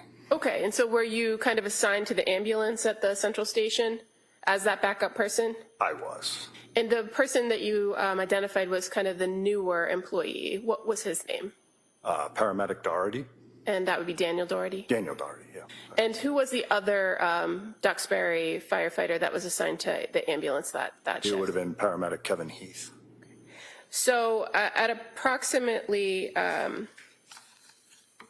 6 o'clock or just after 6 p.m., were you advised of a dispatch to a residence in the town of Duxbury? Yes. And where was that dispatch going to take you? So it was going to take us to Summer Street. And so you and firefighter Heath and firefighter Doherty, you all get in the ambulance? Correct. And do you go to 47 Summer Street? We do. Who was in the ambulance, who was assigned as kind of the driver and the tech? So at that time, because we had heard, what kind of call we had an idea of what call we were going to. The two medics sat up front, and were able to converse while I sat in the back and again was that backup guy, more or less. Okay. And as far as the nature of the call that you believed you were coming into, is it fair to say that the initial call had to deal with a female that had gone out the window, possibly a suicide? Yeah, as I remember, it was a second floor fall. At the time that you were dispatched to that location, did you know that there was any pediatric patients or children involved? No. Now, approximately how long did it take to get from the station, Central Station, to 47 Summer Street, if you recall? I'm going to say 4 to 5 minutes. And when you arrived on scene, were there already other emergency personnel on scene? There were. Were you the first ambulance on scene? We were. How about fire trucks? Were there any other fire trucks from Duxbury? The fire truck, you could hear it in the background, but it wasn't there yet. So is it fair to say that there were some Duxbury police cruisers that had arrived just ahead of you? Correct. Where did you go with the ambulance when you got to that address of 47 Summer Street? So as we were pulling up, I could hear the two guys up front say, the cruisers are in the way of the driveway. So I said, okay, you guys take the call, meaning get out of the car and get out of the truck and get started, and I'll take care of the truck. Okay. And so when you come to the address, are you able to at least pull into the driveway at some point? Not at that point. Because I was in the back, I switched to the driver's seat. And at that time, I saw an officer coming and he was getting ready to move the vehicle that was in our way so that I could back in. And so were you able to then back the ambulance into the driveway? I was. And were there other vehicles that were not emergency personnel vehicles in the driveway? There might have been some of their vehicles, but there might have been, but I don't really. I had enough room to put my vehicle there, and that's all that mattered. Okay, so when you backed the ambulance in, Firefighter Heath and Firefighter Doherty, what did they do? They had already jumped out. Grabbed the gear, and taken off for the back of the house. Once you got the ambulance secured in the driveway, what did you do? So, assuming that they were going to need a stretcher, I started pulling a stretcher out of the back of the ambulance. And again, you said you backed the ambulance in? Correct. As you were pulling the stretcher out of the back of the ambulance, did you observe somebody coming from the house? Yes. What did you see? One of the police officers was carrying a child. And so what did you do when you saw him carrying the child out of the house? So at that point, the stretcher was almost out of the vehicle, and I said, over here, and he placed him on the stretcher. Were you able to make observations of the child as he's being placed on the stretcher? I was. What did he look like? So his face was blue, he had marks around his neck, and his body was pale. And so once the officer, or first off, was the officer somebody you knew from Duxbury? Correct. It was Officer Homestead. Okay. And once the child was placed on the stretcher, what did you do after you made that initial observations of him? So we rolled it right inside so he could start doing CPR. Now, as an EMT, what is the first thing you generally do when you're observing a patient or assessing a patient? So you always look for response and you go for airway. Okay. And fair to say there's kind of what they call the ABCs? Correct. Can you tell the jurors what that means? So it's airway, breathing, circulation. Okay. And in this circumstance, were you able to observe the child breathing on his own? No. How about, were you able to secure an airway for him? Not at that time. We were still doing the preliminary. And how about circulation or pulse or cardiac activity? Were you able to determine any of that upon your initial assessment of him? At that point, no. Now, after you are in the back of the ambulance, do other EMTs or other paramedics come and assist you with this child? Yes. So when the patient was getting rolled in, I also yelled out to my captain, hoping that he was going to hear me, that I needed a medic in my truck because I needed him to know that there was someone in my truck. Okay. And I'm assuming someone heard me, and they then directed a medic to my truck once one appeared. Okay. And so the medic that came to the truck, was that Keith Nettie? Yes. And that was not the original person who went to the scene with you in the ambulance, was it? Correct. And what happened when you had the child in the back of the ambulance? What did you guys do to try to tend to him? So we were doing CPR, and then there was he wanted to check the monitor, so we got the monitor out. Okay. And with the monitor, what was the monitor supposed to be looking for? Heart rhythm. Okay. And so do you have to kind of hook that up to the patient in order to assess whether there's any activity? Correct. And those monitors that you have in your equipment, do they do anything more than just check for heart rate? The paramedic can then look and see what kind of, not just a heart rate, but a rhythm. And then If there is not a rhythm, does that machine help you to do anything to try to restart somebody's heart? with a rhythm, with the rhythm that they gave us, they said, we can disconnect it, because they were concerned they needed the monitor downstairs too, or elsewhere. And is it fair to say that at that point you're assisting the paramedic with their assessment and running that equipment and checking the monitor? No, I'll allow it, but let's kind of move on. I'm sorry. That's okay. Re-ask that. Are you assisting the paramedic at that point to treat the child in the ambulance? At some point, do you leave the ambulance? I do. And where do you go after you leave the ambulance? I bring the monitor down to the basement. Are the other paramedics and the other responders still working on the child? Correct. And to be when you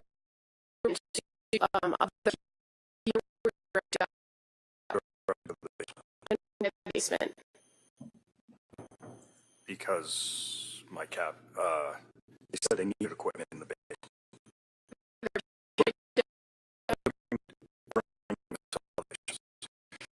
So when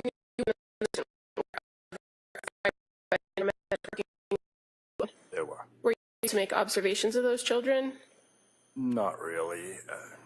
I mean, they weren't crying. Okay. And fair to say they were being treated by others? Correct.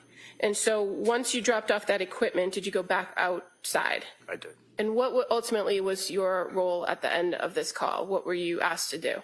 I was asked to drive. So the ambulance that responded from Duxbury, that's ambulance number 1? Correct. Ambulance 1. Did you drive that ambulance to a hospital? Correct. Which hospital was that? I forget if it was the Jordan or the BI now, but it's the Plymouth Hospital. Here in Plymouth? Correct. And that was with Dawson Clancy in the back, correct? Correct. No further questions, thank you. All right. Thank you. Attorney Reddington? No questions. Enjoy your retirement. All right. Thank you, sir. Thank you.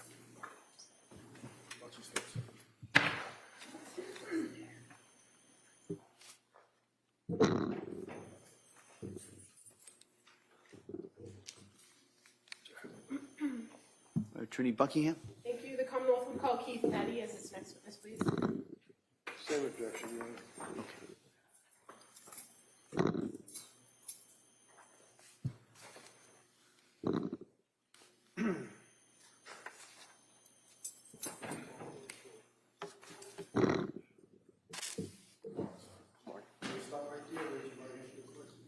Good morning. Do solemnly swear that the testimony in the evidence you shall give to the court and the jury in the matter now coming between the Commonwealth and the defendant impartially and truthfully. Thank you, sir. You may have a seat. Watch your step, please. All right. Good morning, sir. Good morning. All right, counsel? Thank you. Good morning. Good morning. Could you please tell the jurors your first and last name, please? First name is Keith, last name is Nettie, N-E-T-T-E. And where do you work, sir? I work for the Duxbury Fire Department. How long have you been with the Duxbury Fire Department? About 17 years. And currently working for the Duxbury Fire Department, what is your role? What do you do there? Right now I'm a captain, shift commander. Okay. And are you a firefighter as well as a trained paramedic? Yes. At Duxbury Fire, you all work 24-hour shifts? Correct. If I draw your attention to January 24th, 2023, do you recall working a 24-hour shift that day? I was at home. Okay. And so what What was the shift that you were working that week, if you remember? I believe I worked maybe 2 days prior. I don't really remember.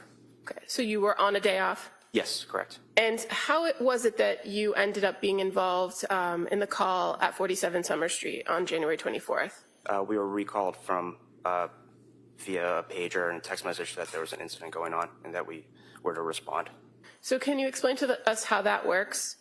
So a tone goes off through dispatch that sends off a pager at our houses that alerts us. Then we also get text messages about the incident and then respond either to the station or to the scene, whichever they request. As a Duxbury firefighter, are part of your responsibilities to respond to these recalls? Yes. Is it a voluntary thing? Yes. So if you were indisposed or unavailable when a call went out or tone went out, would you be expected to respond to the scene? No. But in this case, on January 24th, just after 6 p.m., you heard that call go out, correct? Correct. And so then what did you do when you heard the call? I drove to the scene in my personal truck. When you got to the scene, what did you see? I saw police and fire vehicles, and then I walked up the driveway and walked into the back of the ambulance. Now, when you arrived and saw police, so that was Duxbury Police? Correct. And the fire personnel that was on scene, who was on scene, if you remember? I only saw 2 people on scene initially. That was Kevin Heath and Sergeant Homestead. Okay. And Sergeant Homestead is a Duxbury officer? Correct. Now, was there a Duxbury ambulance in the driveway when you pulled up? Yes. And before even getting past that ambulance, were you asked to assist? Yes. What did you see when you came to the back of that ambulance? I saw an officer, Sergeant Homestead, and Kevin Heath doing CPR on a child. Had you seen how the child ended up in the ambulance, or did you come after? I came after. Did you then help take over with treating that child in the back of the ambulance? Yes.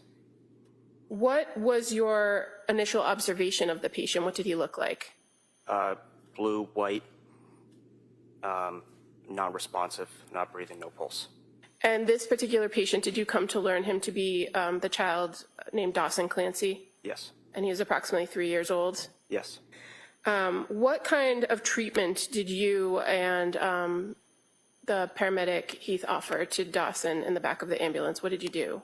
We tried to start an IV, but then we also started an IO, which is kind of like an IV.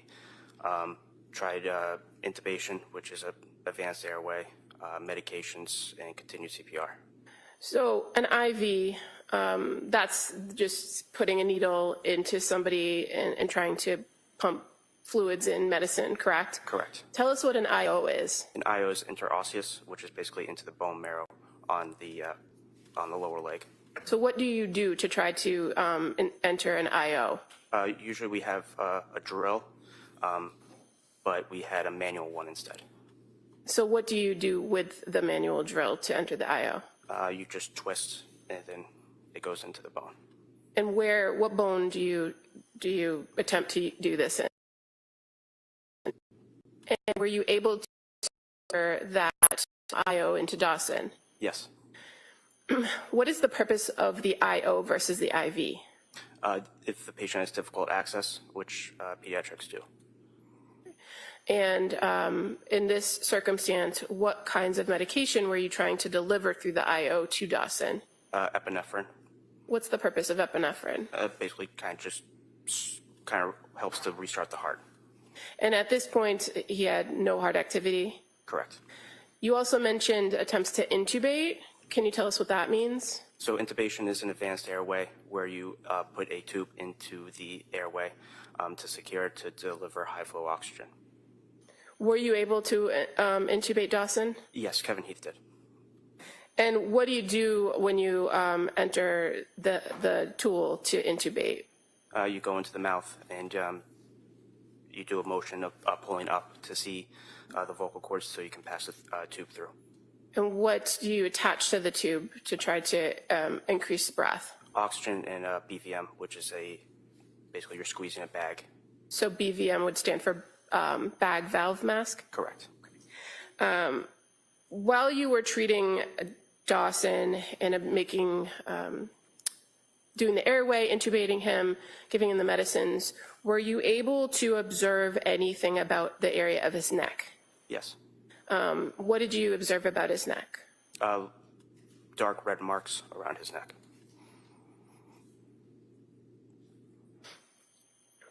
Now, all of this is happening while you are in the back of the ambulance with firefighter Heath, correct? Correct. And do you recall another Duxbury officer being present, Dan Doherty? Yes. Eventually, was that ambulance then sent to the local hospital? Yes. Which hospital did you guys go to? BI Plymouth. On the ride to the hospital, did you ever get a pulse for Dawson? No. Were you ever able to resume breathing using that method with the bag valve mask? No. The efforts to give him the medication, the epinephrine, did it ever do anything to start his heart? No. When you arrived at the Beth Israel Hospital emergency department, tell us how you transferred the care of the patient. We wheeled the stretcher in. We went into the first room, which is trauma 1 and trauma 2. We moved the patient over to their bed and then transferred care. While you were at the emergency department at Beth Israel, did you see another child from that same home come in? I did. And what department brought them in? What fire department? Marshfield. Did you do anything to assist Marshfield when they came through the emergency department? I assisted in compressions when they were getting the child out of the ambulance. And is that something that is ongoing during when you're trying to transfer care to the emergency staff? Yes.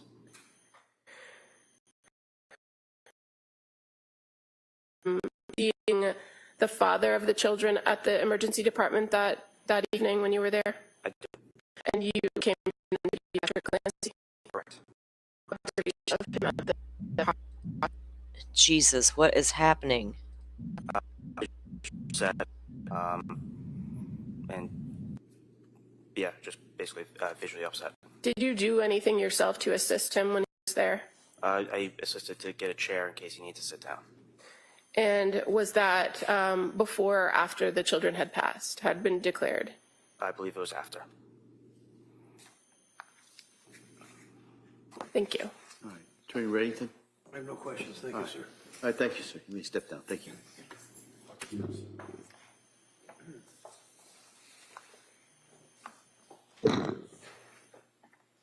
The Commonwealth would call Patrick Dwyer as its next witness. Same objection for the record. Okay.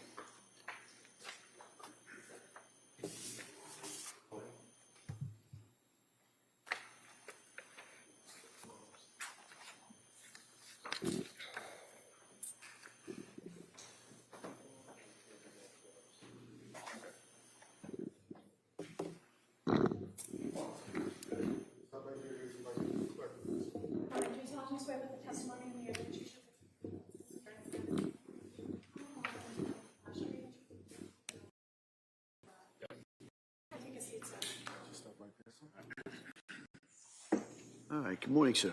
Morning. All right. Yes, counsel. Thank you. Good morning. Morning. Could you please tell the jury your first and last name? Patrick Dwyer, Can you please spell your last name for the record? D-W-Y-E-R. And how are you employed, sir? I'm a firefighter paramedic at the Duxbury Fire Department. And in what capacity are you a firefighter or paramedic? Do you have any supervisory roles? No, I'm not a supervisor at the department. Now, in your role as a firefighter and a paramedic, did you receive training for those roles? Yes. And how long have you worked for the Duxbury Fire Department? It's in my 8th year right now. I'm going to draw your attention to January 24th of 2023. Do you recall working that day? Yes. Were you on a 24-hour shift? Yes. And so that would be an 8 a.m. to 8 a.m., correct? Correct. At approximately 6 o'clock or just after 6 p.m., were you dispatched to 47 Summer Street? Yes. What was your assignment that day on shift? I was working on the engine out of our Station 2. Where is Station 2 located in the town of Duxbury? On Franklin Street. When the dispatch came into 47 Summer Street, do you know approximately how long it took you to get from Station 2 to the location? A few minutes. Who was working with you at Station 2 that day? Jennifer Stratton. What were each of your designated roles? I believe Jen was driving the engine, and I was in the officer's seat. Now, at Station 2 in Duxbury, is it normal for just two of you to be on shift at that station at any given time? Yes, correct. And fair to say there are other firefighters and paramedics that are on staff at the central station, correct? Correct. And in this dispatch, you at Station 2 on the engine were dispatched to 47 Summer Street, correct? That's correct. When you received the dispatch, did you have any information that there had been children involved? No, we did not. When you got to the scene, what did you see? When we got there, it was dark out. We started walking towards the house, and the other firefighters were there before us. Then we were directed to go to the basement. Before going to the basement, were you directed towards the outside of the house and then redirected to the basement? We were walking towards the backyard, so I believe that's where the first person was located. So we were kind of making our way back there. So I'm just going to show you what's been previously marked as exhibit number 34. Can you see it on the screen next to you? Yes. And so would this be 47 Summer Street? Yes. And fair to say you were on your way to the backyard on the left side when you were redirected? Yes. Did you ever make it into the backyard? We went through the backyard to go into the residence. But you were directed to the basement to testify? Yes. If you could take a look at that screen again, I'm going to show you what's been marked as exhibit 38. Can you see over here sliding glass doors? Yes. Is that where you entered the house? Yes. You indicated that you also went to the basement, correct? Correct. When you got into the house and went down into the basement, which side did you go to at the bottom of the stairs, the right or the left? We went down to the left. What did you observe when you went down into the basement? We saw two children on the ground and the father sitting on the couch next to them. So again, just going to show you what's been previously marked as exhibit 95. Is that fair to be the left side? Yes. Basement. And exhibit 96. Where did you see the father? He was sitting on a couch or something in the area. Not sure exactly which one. Did you also observe the children on the floor? Yes. How many children? 2. What did you do when you observed the children? We started CPR. They were in cardiac arrest. Okay, and so which child did you work on? The 5-year-old girl. Okay. Where was she located? On the floor in that room. So as far as looking at exhibit number 96, does that depict the area, general area where you saw the 5-year-old child? Yes. Where did you treat her? Where did you see her? Right in that area. I can't remember exactly where it was. Okay. In this photograph of exhibit number 96, do you see a lot of equipment? Yes. And I'm just going to show you exhibit 101 too with some more equipment. Do you see all that equipment there? Yes. Is that equipment that was used to treat the 5-year-old child? Yes. Did you learn her name to later be Cora Clancy? Yes. While you were assisting or working with Cora, what was Jen Stratton doing, your partner? She was with the other child. Do you recall where the other child was in relation to Cora? They're kind of right next to each other.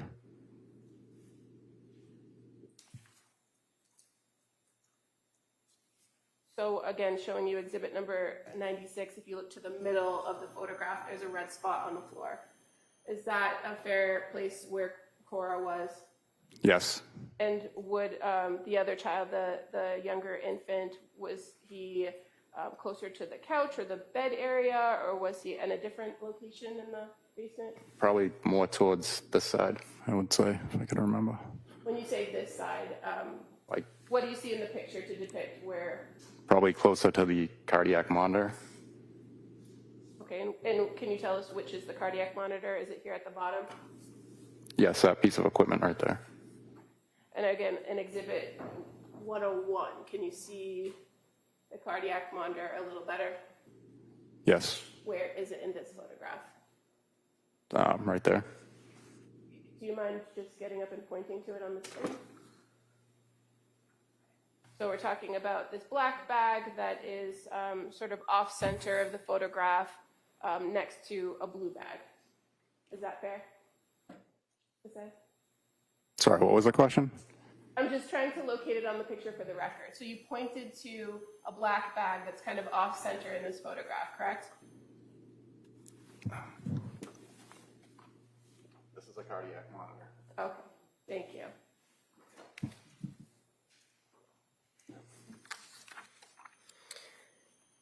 When you started to treat Cora, what were your observations of her when you came upon her? I noticed she kind of looked like she had some burst blood vessels around her eyes. Did you make any observations of the color of her skin? It was kind of pale, bluish. When you approach the patient, what's the first thing that you do to assess them? I check for breathing, check for a pulse. Did she have a pulse? No, Was she breathing? no. And when you're doing those things, are you able to make observations of the area around their face, like their nose and their mouth? Yes. In this circumstance with Cora, did you notice anything around her mouth? Around her mouth? Not that I can recall.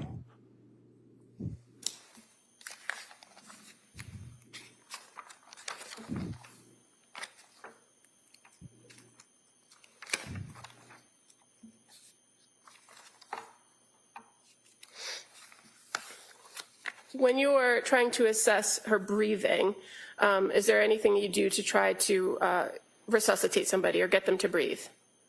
Yes, we would use a bag valve mask to help them breathe. Did you do that for Cora? Eventually, when we got the equipment down there, yes.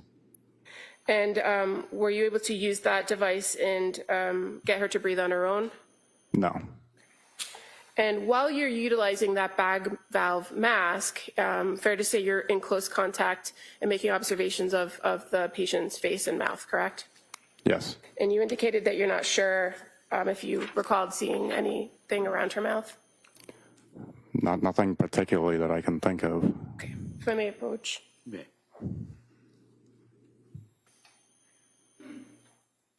Just going to show you page 9, and if you could read like 17 through 19 to yourself.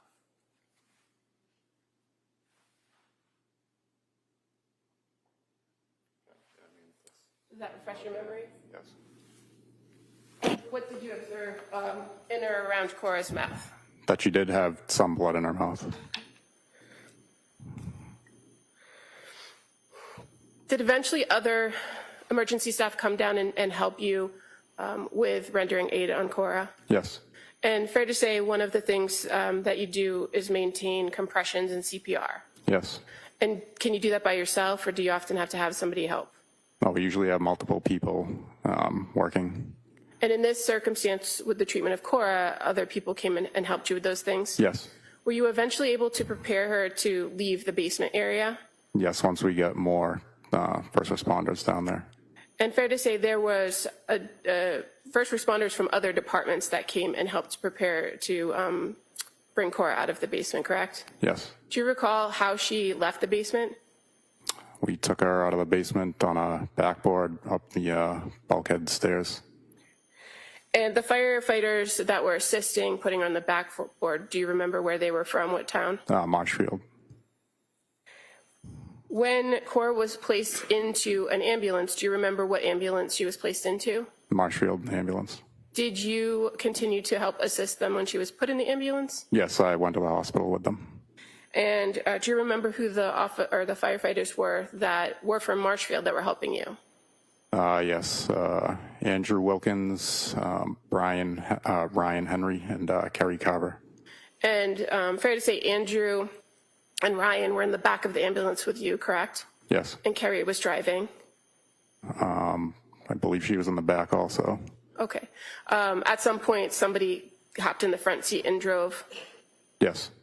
And when you got to the hospital, which hospital did you transport to? Beth Israel, Plymouth. Were efforts continued to be made in that transport from Duxbury to Beth Israel in Plymouth? Yes. While inside of the ambulance, did you try to use one of those cardiac machines to shock or defibrillate Cora? Yes. Was there any result for that? We shocked once but did not regain pulses.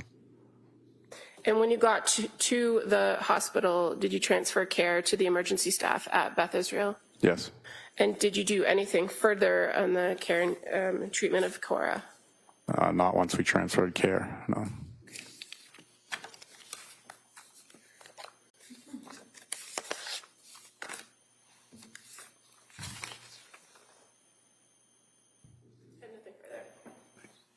Mr. Reddington? I have no questions. Thank you, sir. All right, thank you, sir. You may step down. Thanks.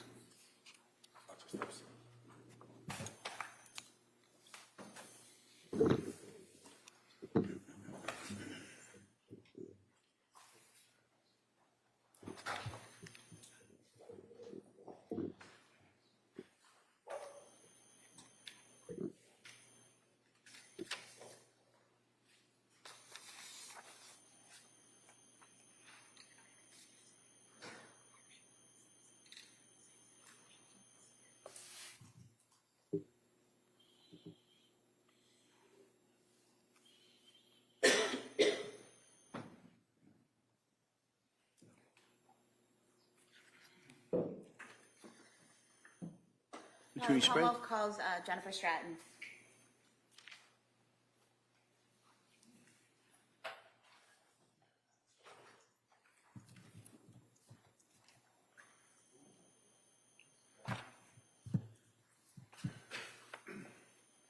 Same objection, Your Honor.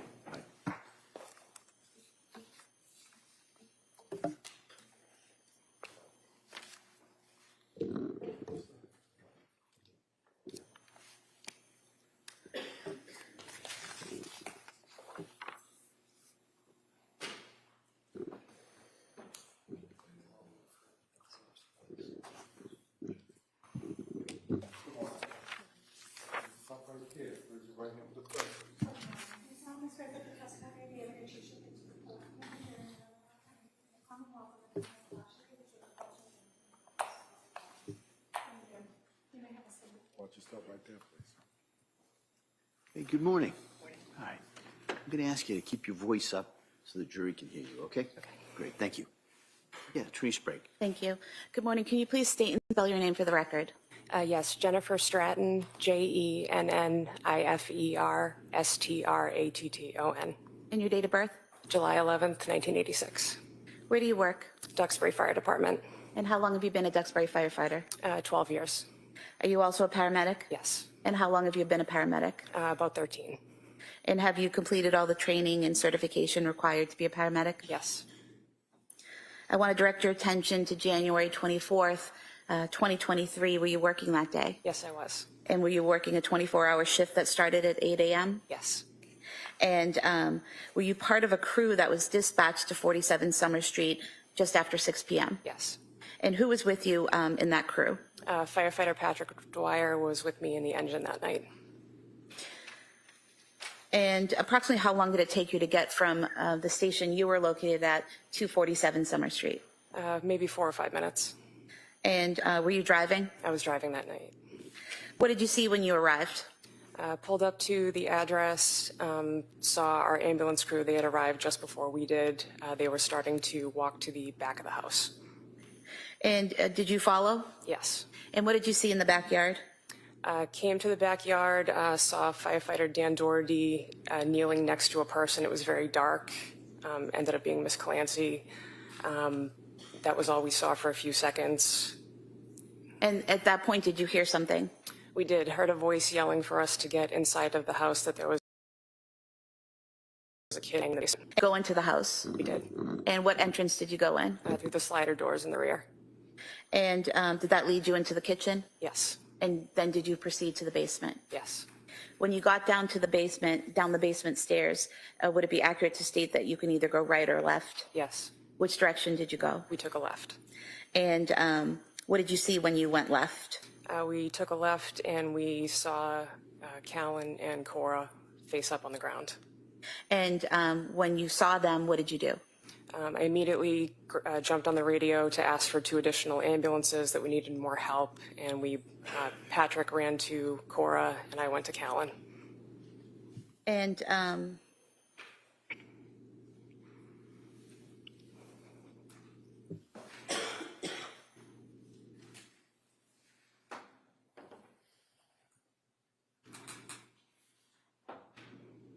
showing you what's been marked as Exhibit 100. Is this the room that you entered? Yes. And where was Cora, to your memory? Cora was just to the left in this picture, and Callan was just to the right.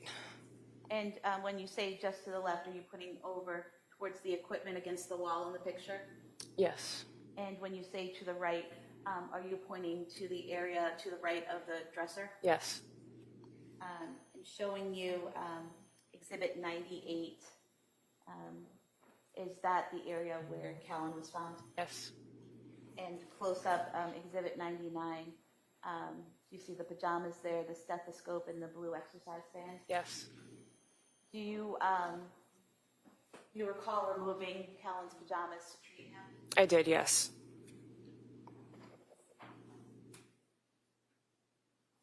So when you went over to Callan, you remove his clothing. What do you do after that? I didn't remove his entire onesie right away. Made sure that checked him for a pulse. He did not have one. Immediately started chest compressions on him. Now, for this is an 8-month-old baby, Yes. correct? Is the way you do chest compressions for a baby different than other people, other ages? Yes, because of the size, you have to scoop your arms around and you compress with your thumbs in the stomach.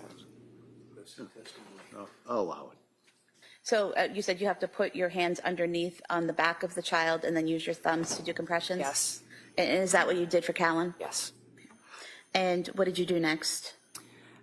Continued CPR on him until more help and hands started to arrive on scene. We had an off-duty firefighter, Tom Brandt, come in, and he started to assist me. He took over compressions briefly while more help started to arrive. When Brandt took over chest compressions, what did you do? At that point, someone had brought down a bag valve mask to help us deliver oxygen to the child, and we started delivering oxygen to the child. And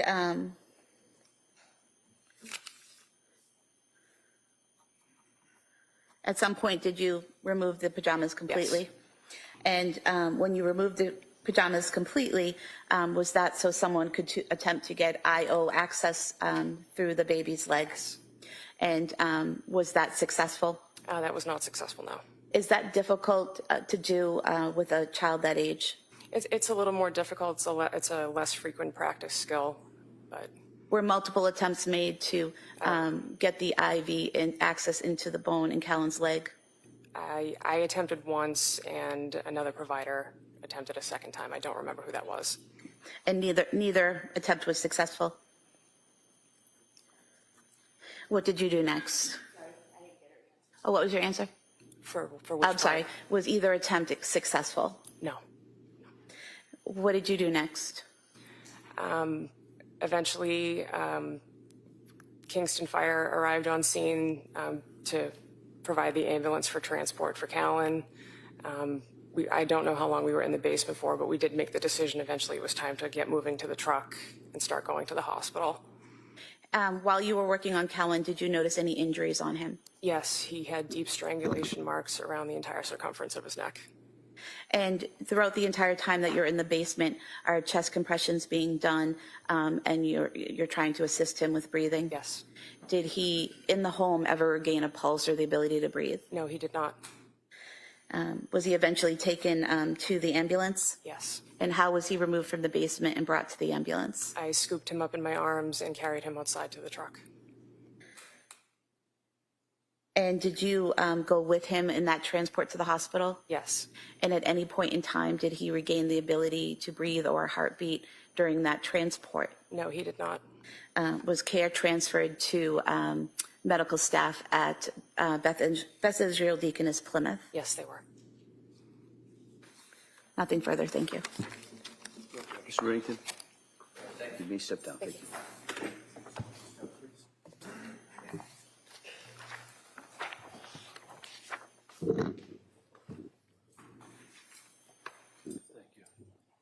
Commonwealth calls Robert Costanzo.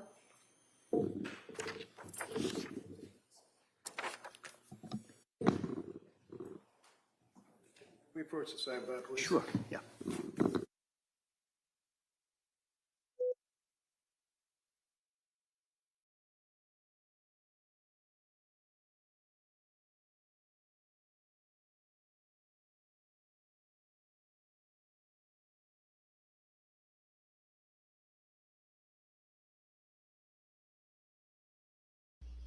Yeah, I agree, Forrest. Let me get down here to the comments. Yeah, a few days of responders, emergency people before we can move on. Exactly. So maybe they can get through some of this today, and because they're going to do their morning break is usually a few minutes. We'll fast forward it, but then they go on lunch break, right? Now, when they are on lunch break, we'll fast forward and get caught back up.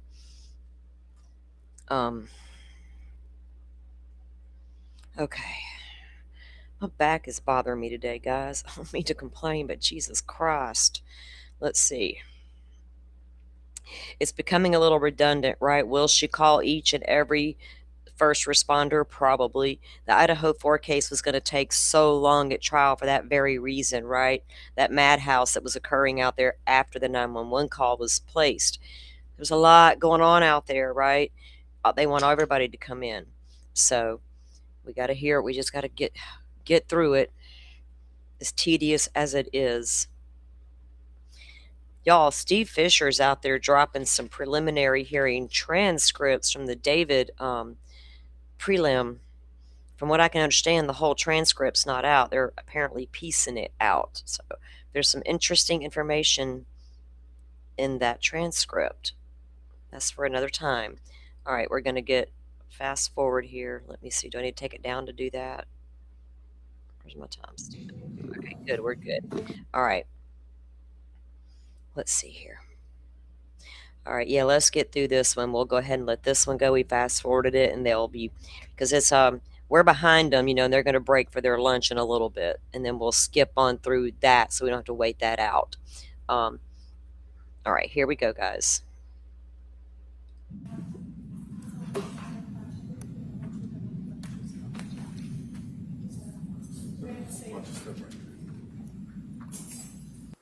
All right, good morning, sir. Morning. If I may? Yes, please. Thank you. Good morning. Can you please state and spell your name for the record? It's Robert Costanzo, Costanzo. And your date of birth, please. 4/24/1985. Where do you work? Pembroke Fire Department. And how long have you been a Pembroke firefighter? I've been there since 2011. And are you also a paramedic? I am. How long have you been a paramedic? I've been with Pembroke since 2011, and I started in EMS in 2006. And have you done all the training and certification required to be a paramedic? Yes. I want to direct your attention to January 24th, 2023. Were you working that day? Yes, I was. And were you working an overtime shift that day? Yes. What was your role on that shift? I was assigned to the ambulance. And at some point after 6 p.m. that day, was there a call put out by Duxbury Fire Department for mutual aid? Yes. And being members of the Pembroke Fire Department, did you respond to that request for mutual aid? Yes, we did. Who responded? It was me and my partner, Who was your partner? Dan Smith. And did you go in an ambulance or some type of engine? An ambulance. And did you respond to the area of 47 Summer Street? Yes, we did. And approximately how long did it take you to get there? Between 5 and 8 minutes. When you arrived, what did you see? There were multiple pieces of equipment, other ambulances, police cars. When you arrived, were you directed to the backyard? Yes. And did you see a patient there in the backyard? Yes, we did. And where was she located? She was on the ground with a Duxbury firefighter. She was already C-spined on a long board with a collar. She was unresponsive, but breathing on the ground. And did you learn her name was Lindsay Clancy? Yes. And when you say she was already on a board with a C-spine, what type of equipment are we talking about? And if you could just explain to the jurors. So it's just a long flat board that we use to secure people when there's possible spinal injury. And she already had the collar on her neck. They had already started treatment prior to our arrival, so they had her all secured to the long backboard with the collar applied. And did you notice anything about her wrists at that time? Yes, her wrists were bandaged previously, assuming some kind of injury. There was no active bleeding or anything through the bandage. It was just, but her wrists were bandaged. Was it white bandaging? Yes. And so nothing was seeping through to your eye? Did you see anything on her neck area? She had some superficial lacerations that we could see around the collar, but we don't typically remove equipment after it's already been placed. So I didn't investigate any further than that. There was no active bleeding that I could see, so we just left it alone. So there was, even with the collar, there was nothing, no blood flowing out of the collar or pooling around her or anything like that? Correct. Was she breathing? She was. Was she responsive? No. Was she making any noise at all? She was moaning and groaning, but no words, no verbal response. Did you bring her to your ambulance? Yes, we did. And when you got to the ambulance, what was your role? I was the tech in charge, so we did as much of an assessment as we could without removing her from the board to look for any further injuries. Other than the injuries that the Duxbury Fire Department had already found, we didn't find any further injuries. And then we continued with treatment, vital signs and such. When you did the assessment, did you look at her head? Yes. Were there any cuts or bumps or dents that you noticed in her head? Not that we noticed, no. What about her arms other than the bandaging on her wrists? Were there any cuts, obvious broken bones or injuries to her arms or her hands? No obvious broken bones or anything, no. And you said you were the tech. What does that mean? I was the medic that was in charge. It's one or the other. You're either assisting the medic that's in charge or you're the medic in charge. Okay. So I was the medic in charge. And was anyone else in the back of the ambulance with you treating Ms. Clancy? Yes, my partner, Dan Smith. Okay. Who was driving the ambulance, if you recall? It was our deputy chief, Jim Shea. Okay. And do you recall which hospital you went to? South Shore Hospital. While you're, well, let me ask you, how long approximately did it take you to get from 47 Summer Street in Duxbury to South Shore Hospital? It's typically about, from Pembroke, it would be about 15 minutes, so it would be a little bit longer than that. I'm not sure the exact time, so probably maybe 18 minutes. Okay. And while you're in that transport, in the back of the ambulance, after you've done this examination of Lindsay Clancy to see if there are any other injuries, what do you do next?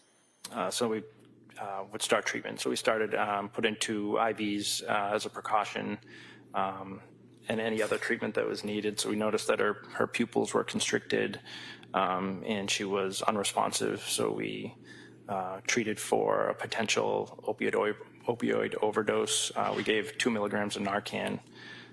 And she seemed to become a little bit more agitated, trying to grab, reaching out with her arms, but no verbal communication. She never fully woke up. And have you given Narcan to individuals in the past in your role as a paramedic? Yes, I have. What is the typical reaction when you give a patient Narcan? It depends on the drug that they took or the amount of drugs that they took, but depending on what they take, their respirations will go up, their pupils will get a little bigger, sometimes they fully wake up. We know who they are, who's referred to. The patient. Yeah. All right. And you were referring to patients that you've dealt with in the past in your role as a paramedic, is that That's correct? correct, yes. And so they would often wake up when given Narcan? Yes. And what type of drugs, based on your training experience, does Narcan work on? We're trained to use it for opioid overdoses, so heroin, fentanyl, other drugs like that. Okay. And does Narcan typically work on benzodiazepine? We are not trained to use it for anything other than opioids. Okay. And when you gave Lindsay Clancy the Narcan, she did not wake up, correct? No. Did you provide any other care to Lindsay Clancy on the way to the hospital? Just continued to monitor her vitals and make sure there was no decline. And once you arrived at the hospital, did you transfer her care to the hospital staff? Yes, we did. No other questions? All right. So you're not trained in Narcan on benzodiazepines, is that correct? Yeah, we don't give it for benzodiazepines. And in any event, when you gave Narcan to the body that was laying on the ground, she had already been wrapped up on her wrist, right? That's correct. Already been wrapped up, had the thing on the neck to prevent the head from moving, right? That's correct. And also had bandages perhaps on her neck area, I'm not sure. There were no bandages that I could see because Just the the neck collar thing. blocks. Yeah, most of it I could see. There are some holes in the collar that we could see some superficial lacerations through, Right. but there was no active bleeding. Her wrists were already bandaged, so we don't take the bandages off after they're on. And Okay. there was no blood Good. through. I ask the questions, you can answer them, okay? Narcan administered to Lindsay Clancy on the ground, yes? In the ambulance, but yes. And there was no reaction. It didn't have any effect on her, right? She appeared to become a little bit more, she started like reaching and grabbing a little bit more than she was before. That's consistent as well with a person who's had a head injury, right? Could be. Yeah. So in any event, the Narcan that you're trained would be dealing with opioids, right? Yes, that's correct. Now, did you know, sir, at all that she suffered a burst fracture of a cervical spine? Did you know that, sir? No.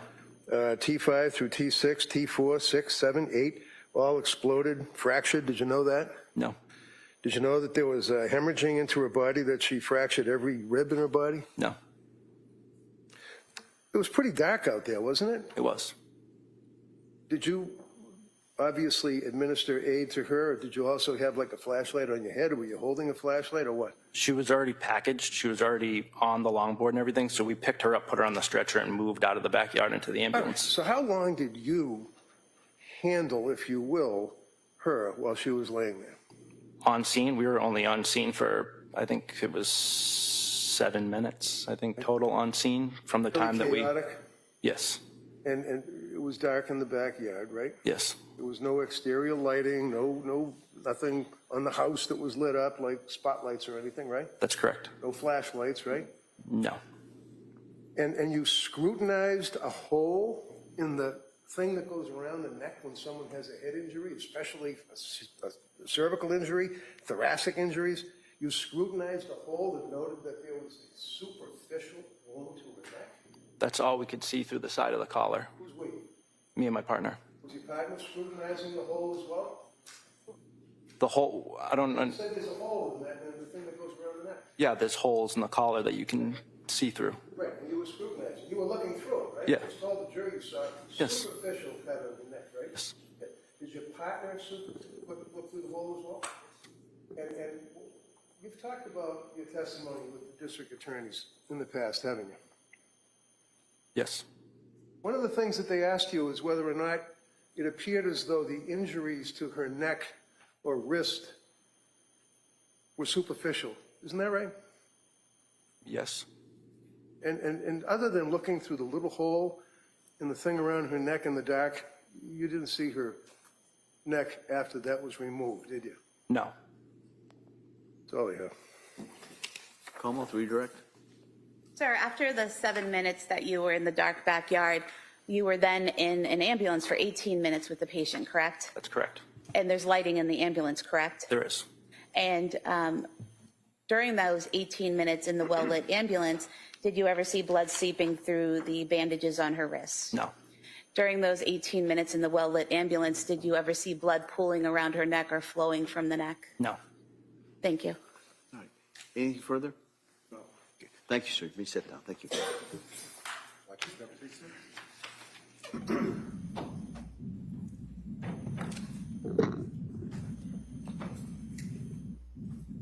Commonwealth calls Daniel Doherty.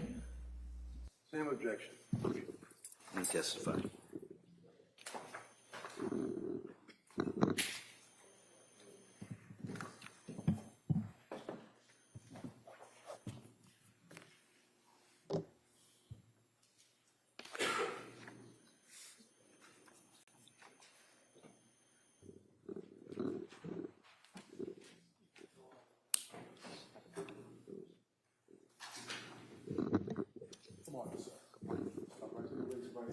Good morning. Do you solemnly swear that the testimony and the evidence you shall give to the court and that you're going to matter now coming between the Commonwealth and the defendant shall be the truth, the whole truth, and nothing but the truth? Thank you. You may have a seat, sir. Watch yourself, please. All right, good morning, sir. Good morning. All right. Thank you. Good morning. Can you please state and spell your name for the record? Daniel Dougherty, Dougherty, And your date of birth? 8/27/1986. Where do you work? Duxbury Fire Department. How long have you been with the Duxbury Fire Department? 5.5 years, full time. Are you also a paramedic? Yes. And how long have you been a paramedic? 4 years. And have you completed all the training and education and certification required to be a paramedic? Yes. I want to direct your attention to January 24th, 2023. Were you working that day? I was. And were you working a 24-hour shift? Yes. What was your role that day on shift? Firefighter, paramedic. And sometime after 6 p.m., did you respond to 47 Summer Street in Duxbury? Yes. And when you responded, who was with you? Firefighter Heath was driving and firefighter Nudd was in the back. And so you're in ambulance 1 at that time? Mm-hmm. Is that a yes? Yes. And when you arrive at 47 Summer Street, what do you see? There was 2 police cruisers either blocking the driveway or near it. So we pulled ahead of it, stopped the truck, and got out. And did you head to get equipment and head to the backyard? Yes. And what did you see in the backyard? We had Officer Hall kind of directing us towards the side to the side gate, and from there we went around to the back of the house. And did you see a female on the ground? We did. And did you learn that was Lindsay Clancy? Yes. Do you recall what she was wearing? I believe it was jeans and a tank top. Did she also have socks on? I believe so. And did you examine her or assess her once you reached her? Yes. And what, if any, injuries did you observe? She had lacerations to both wrists as well as her neck. And were those lacerations actively bleeding? No. Can you describe the lacerations that you saw on her neck? There was dried blood, seemed to be somewhat superficial since there was no active bleed. And what about the cuts on her wrists? Same. And would you say same? Are you saying that there was no active bleeding there? Correct. Okay. And what, if anything, did you do to treat those wounds? We bandaged them up. I believe we placed a ABD pad, just a sterile pad on her neck as well. You said an APD or a sterile pad. Is that just a type of like gauze or something that you put on the wound? Yes. Okay. And so you did that, and then you bandaged the wrists, or vice versa? It was the wrist first, I believe. But we did secure the airway first before bandaging her wrist. Okay. So when you first arrived, is she breathing on her own? She was. Was she responsive? Somewhat. What does that mean? Not totally responsive. Pretty much the painful stimuli. And what is painful stimuli? As we were moving her, she somewhat regained consciousness on us. And painful stimuli, is that when someone reacts physically or verbally to pain? Yes. And so you said that you assess her when you first get there. You said you did the airway first, is that right? Yes. And how did you go about doing that? We placed an OPA device to secure her tongue down just to protect her airway. What's an OPA device? It's a plastic device that depresses the tongue just to keep the airway open. Okay, so it's not the tube that goes down? No. It's just something that holds the tongue down? That's correct. Okay. And after you did that, what was the next step? We placed a non-rebreather air mask on her and set the oxygen. So is that just a mask that goes on the face providing oxygen? Yes. And then what did you do next? From there, that's when we heard the scream.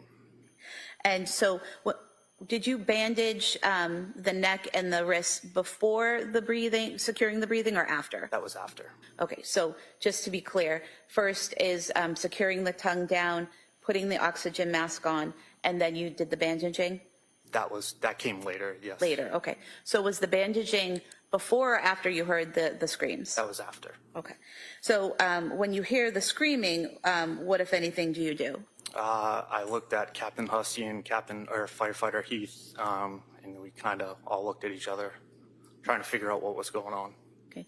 And did any of you leave the area after hearing the screaming? Captain Hussey did. Firefighter Heath went to go get a backboard for the patient. Okay. And did you stay with Lindsay Clancy? I did. Okay. And then is it at that point that you do the bandaging, or after you get the backboard? Kevin was gone for a while, so that's when I started bandaging up her wrists. Okay. And did he eventually return with the backboard? He did not. So you bandage the wrists, what happens next? I believe it was Officer Hall came to the backyard. He asked if I needed anything. I told him the board, kind of gave him a direction of where in the truck it was. And then he also left to go grab that for me. And when you say the board, are you referring to the backboard? Yes. And did he return with the backboard? Yes. And was Ms. Clancy loaded onto the backboard? She was. And who assisted you with that? It was Officer Hall, I believe, and our retired deputy. And is there a process that you follow when placing someone onto a board to ensure that that you don't cause further damage? Yes. And what is that process? Just C-spine precautions. So you secure the neck and kind of make sure that it's immobilized as you kind of move the patient. So what did you do to secure her neck? We had someone at her neck. I don't remember who it was. Just kind of hold steady that her neck didn't move in the process. Okay. And then did you follow that protocol, the C-spine protocol, to safely put her onto the backboard? Yes.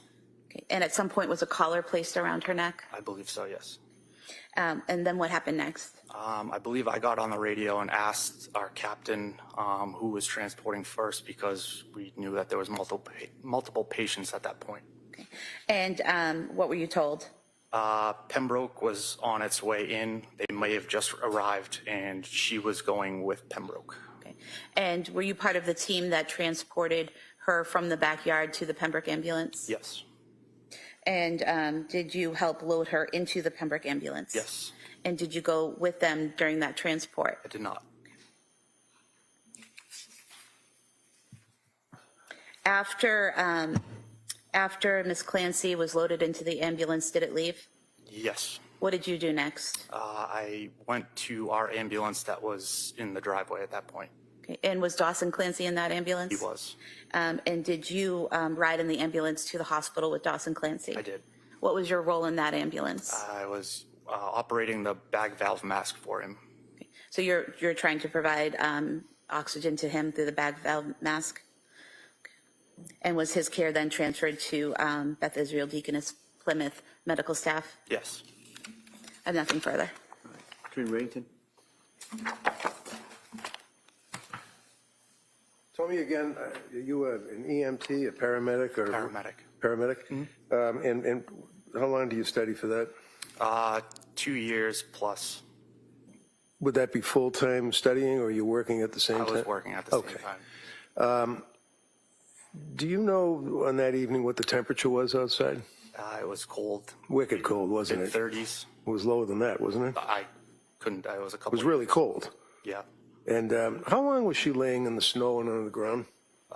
We got the call at 6-ish or whatever time it was. We and responded. The call came because her husband came home from picking up food and found her on the ground, right? Correct. So you don't know how long she was laying in the snow on the ground, right? No. In the cold? Correct. And what's hemostasis? Do you know? What's that? What's hemostasis? What does that mean? Just the coagulation. And you know what the effect of hypothermia? Let me ask you, what's hypothermia? It's just the body under temperature of the body. Under temperature of the body? Or your body is not at temperature that it should be. Right, because of the environment, right? Cold, right? Yes. Yes. Sometimes it can be medically induced, right? Hypothermia affects the blood flow, doesn't it? Yes. In fact, you actually have a thing called therapeutic hypothermia, right? Like if they have to restrict the blood flow to either a heart or a brain or something, that a person can be induced medically to be cold, Yes. and it would restrict blood flow, right?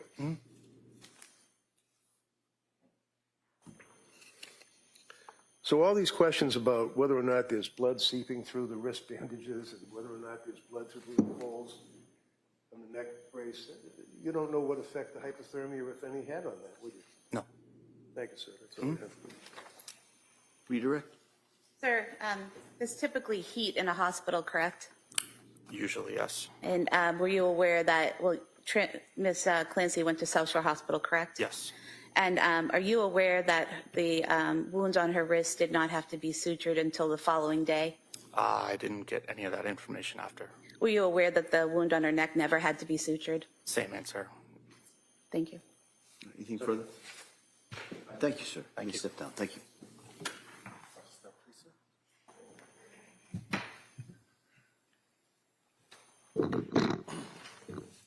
Commonwealth calls Vincent Cahill.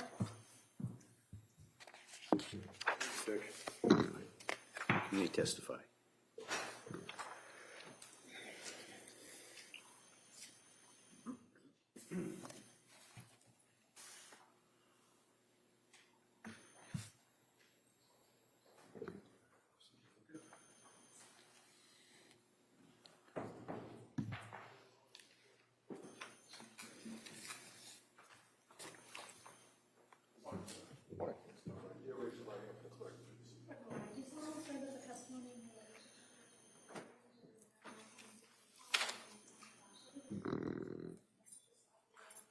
Thank you, sir. You may have a seat. All right, good morning, sir. Morning, Your Honor. Sure.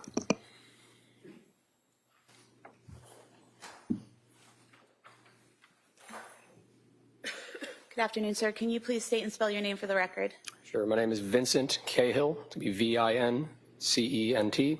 Last name Cahill, that'll be C-A-H-I-L-L. And your date of birth, please. 11/11/1996. Where do you work? I work at the Duxbury Police Department. How long have you been with the Duxbury Police Department?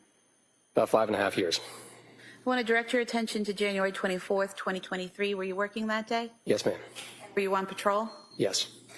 And directing your attention further to approximately 6:11 p.m., were you dispatched to 47 Summer Street in Duxbury? Yes, ma'am.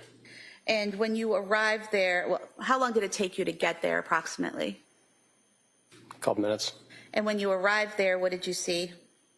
When I arrived there, I saw a cruiser in the driveway, as well as an ambulance and a fire captain. And did you head to the backyard?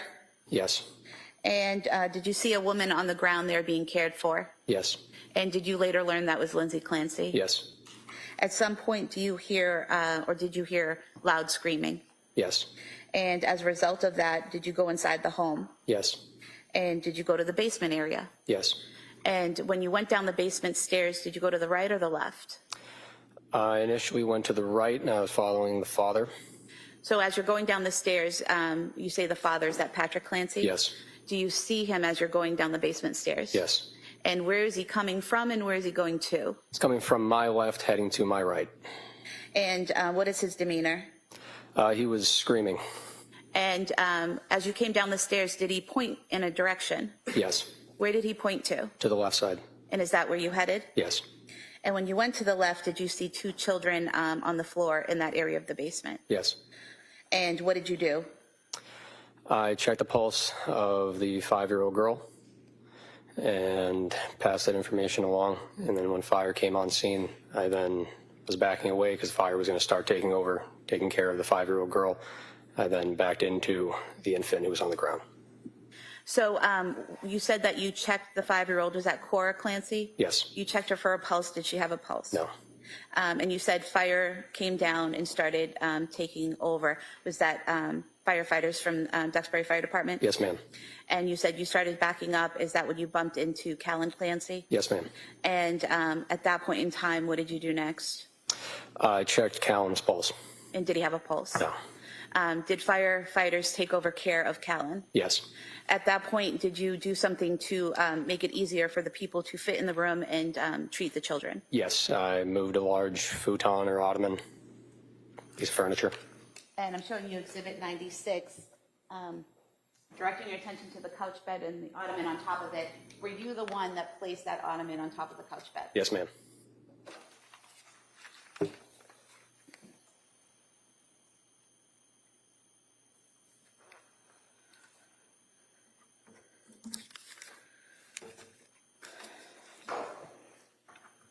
After that, were you asked to help get some equipment for the children? Yes. And did you do that? Yes. And did you bring the equipment to the basement? Yes. And after that, did you assist with getting Cora to the ambulance? I assisted with rescue breaths with Cora as well as CPR. I aided with Officer Josephine. And how were you doing the rescue breaths and the CPR? I was using a bag valve mask. Myself and Officer Josephine were timing it every couple seconds. It was 15 seconds. I was doing rescue breaths on Cora. Okay. And at some point, she's taken out of the basement into an ambulance, correct? Yes. Did you assist with that? I don't recall. And at any point, did she regain a pulse or ability to breathe while you were helping to assist her? No. At some point in time, were you given the task of monitoring who came into the scene and who left the scene Yes. Throughout the night? Yes. And showing you what's entitled Crime Scene Entry and Exit Log. Is this the form that you were in charge of just documenting every time someone came to the scene or left the scene? Yes, ma'am. If I could have this marked as the next exhibit, please. Any objection? No. That may be admitted. I have nothing further. Thank you. Counsel? No. All right, thank you, sir. Thank you, Your Honor. Thank you. Your Honor, if we may approach side by. Sure.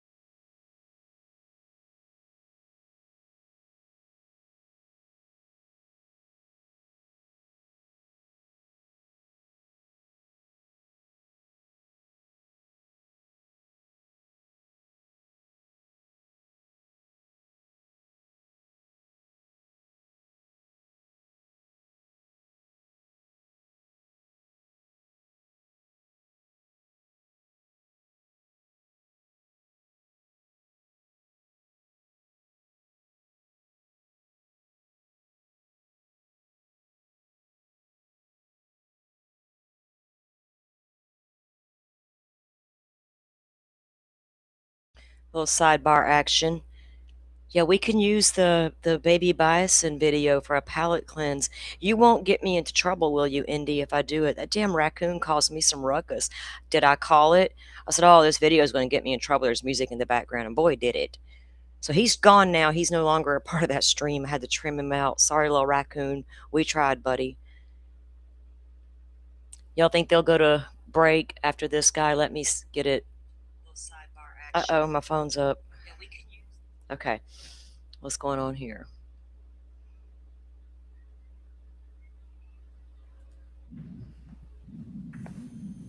All right. All right. Members of the jury, talking to counsel, there's a couple of issues that we have to kind of hammer out and get done.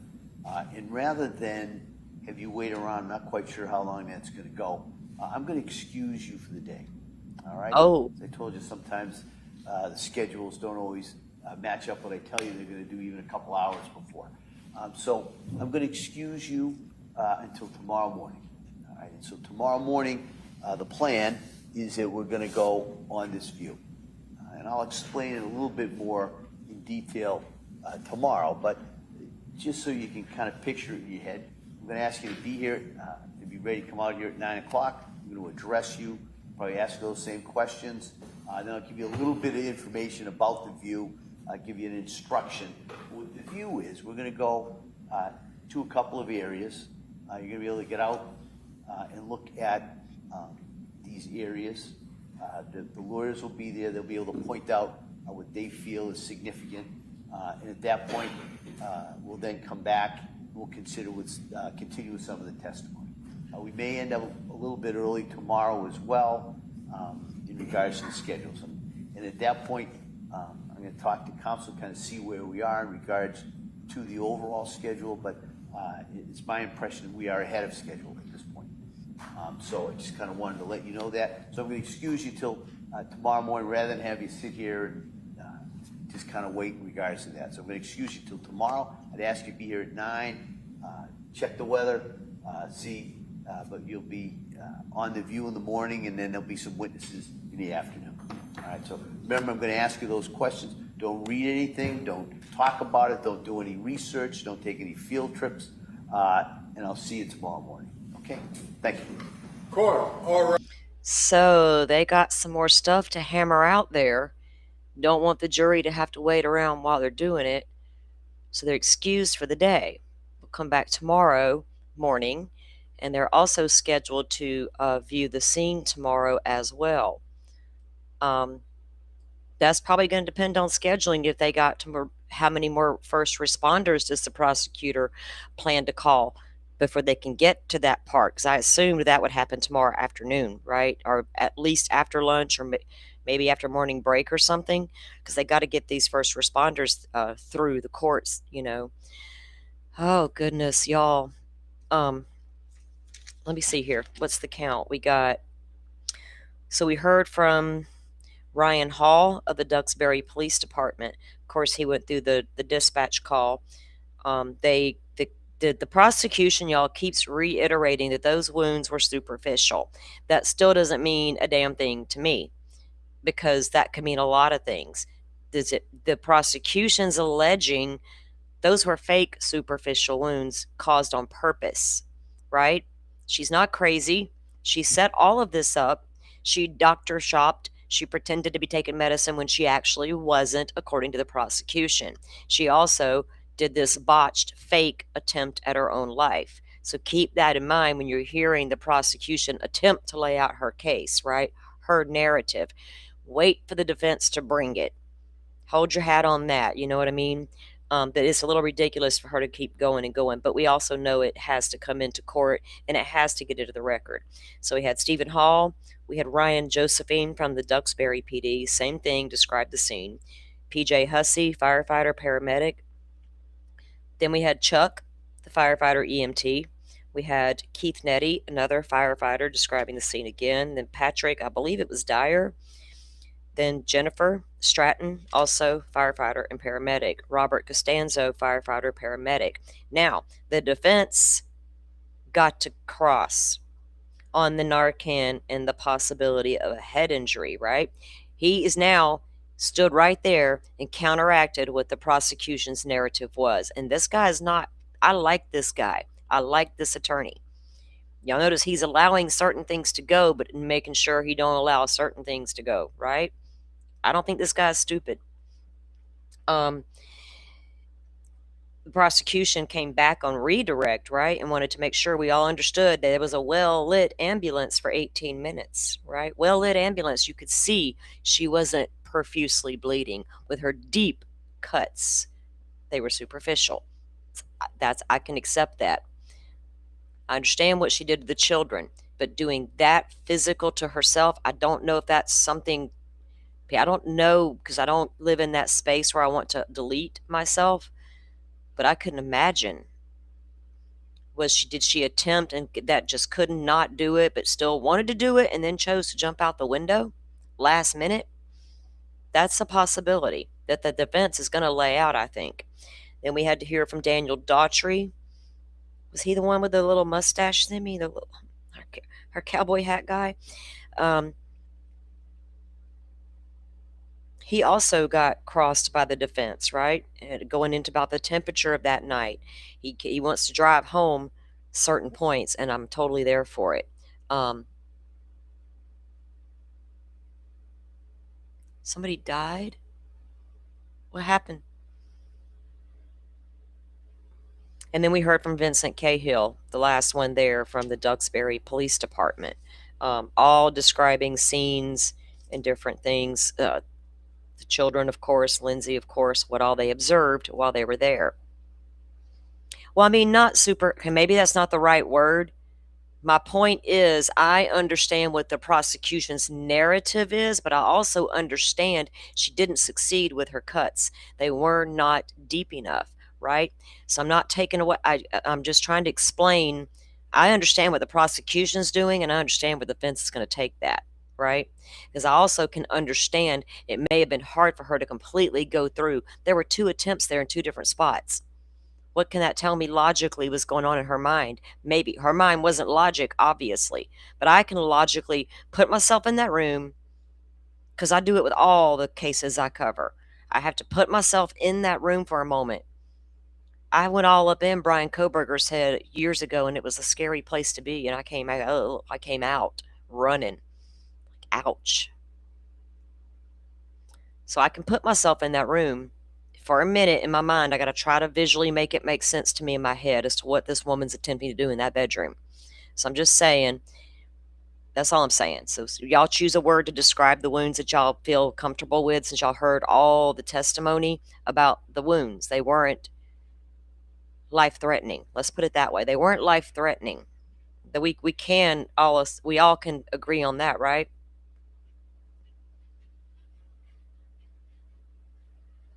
No, they didn't say it was it for first responders. We have got to move through the ER personnel. Come on, if we brought the ER doctors into the Karen Reed situation and blood tests and shit, we got a long way to go, y'all. Buckle up. It's going to be a long ride. There's a lot at stake, a lot at stake in this case, and the witness list is a lot, right? And we just have to get through it. So the days y'all can't be here for it, I understand when it's too much and too sensitive. I get that as well. And we understand. Oh, Indy, I don't know for sure. I haven't even cracked open the witness list because it don't matter to me. But I know that defense attorney's got some big doctors in his pocket. He has to. There's 2 civil lawsuits filed against the healthcare industry and the top mental health hospital in the country where Lindsay was treated. That's happening right now. So you damn well bet they're going to bring in some big guns to tell about how they misdiagnosed her and did not treat her accordingly for what she actually had. That's coming. That's the crust of the case right there. Maybe that wasn't the right word. That's it right there, right? We have to keep that in mind. This is not a guilt or innocence trial. She's not proclaiming her innocence, get me off, right? Y'all find me not guilty. That's not going to happen here. They're trying to determine, was she insane at the time, or was she premeditated because she was tired of her children? It's too much today, and I'm done, right? They've already painted her as a selfish control freak. They've certainly done that. She's wanting massages, she's wanting to write the daily planner out to the letter, to the moment. Let's calculate how long we sleep and how big the food pieces are. They're trying to paint a picture of a woman here, and none of us are buying it right at the moment.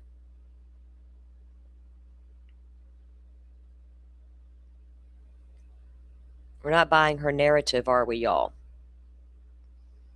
Okay, let's see.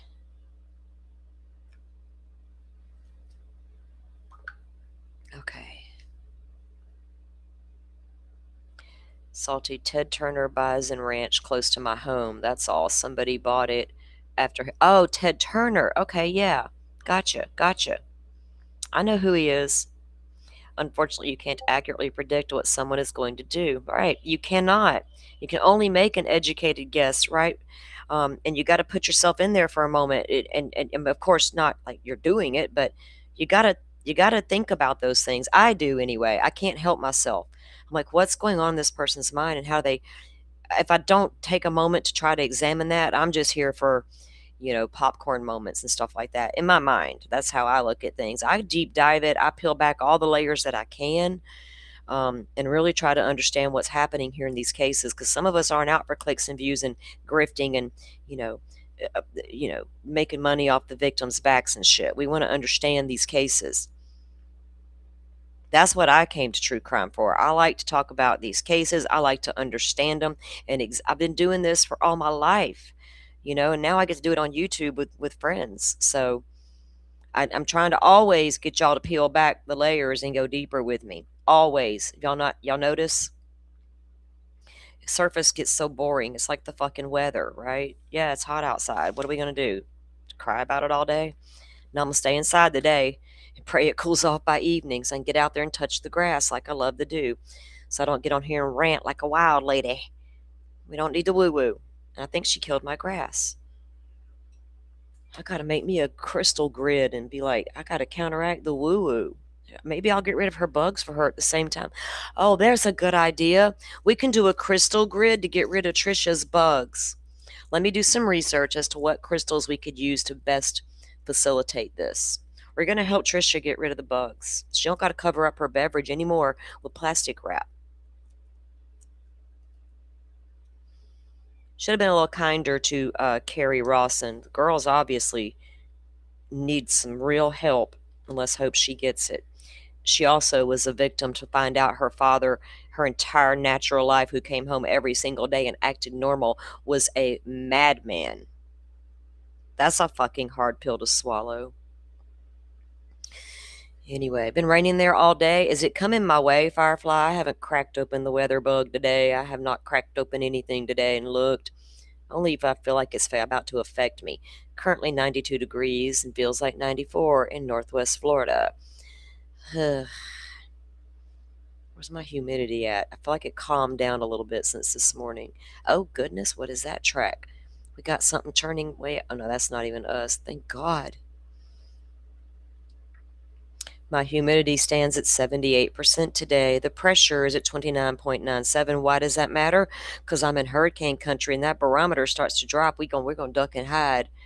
Back in the olden days, they relied on their barometer to predict when the storm was moving in because the pressure drops and the animals act a little freaky. The animal's like, what? Something's coming, something's coming. Mind your animals. Guys, I got a hungry grandbaby on my hands. So I have got to go tend to that. I was going to do it while they were, after we fast forwarded through their lunch break. I was going to go make him food while they resumed court. But I'm going to go make him some food and me some food. And I'm going to come back in just a little bit. And we're going to get into the siren of it all again. I would like for it to be a standalone show because this Lindsay Clancy is enough, right? We were going to talk about it a little bit at lunch, but we might as well elaborate on it since we got the rest of the afternoon. We've had a couple of late nights here this week, and I think we're all feeling it. I know my mods, bless your hearts. Guys, y'all show up each and every time, not just for me, for your community. Y'all please give my mods a round of applause. They are a hardworking little team, and they're dedicated to y'all, not me, right? They do support me. Don't get me wrong. But they're dedicated to y'all. They're community members. That's what we are here. We're part of y'all. We're part of the community too. So I'm so happy with my choices with them, and I just really appreciate them so much. But y'all show up when it matters, and you're always doing that, and we appreciate it.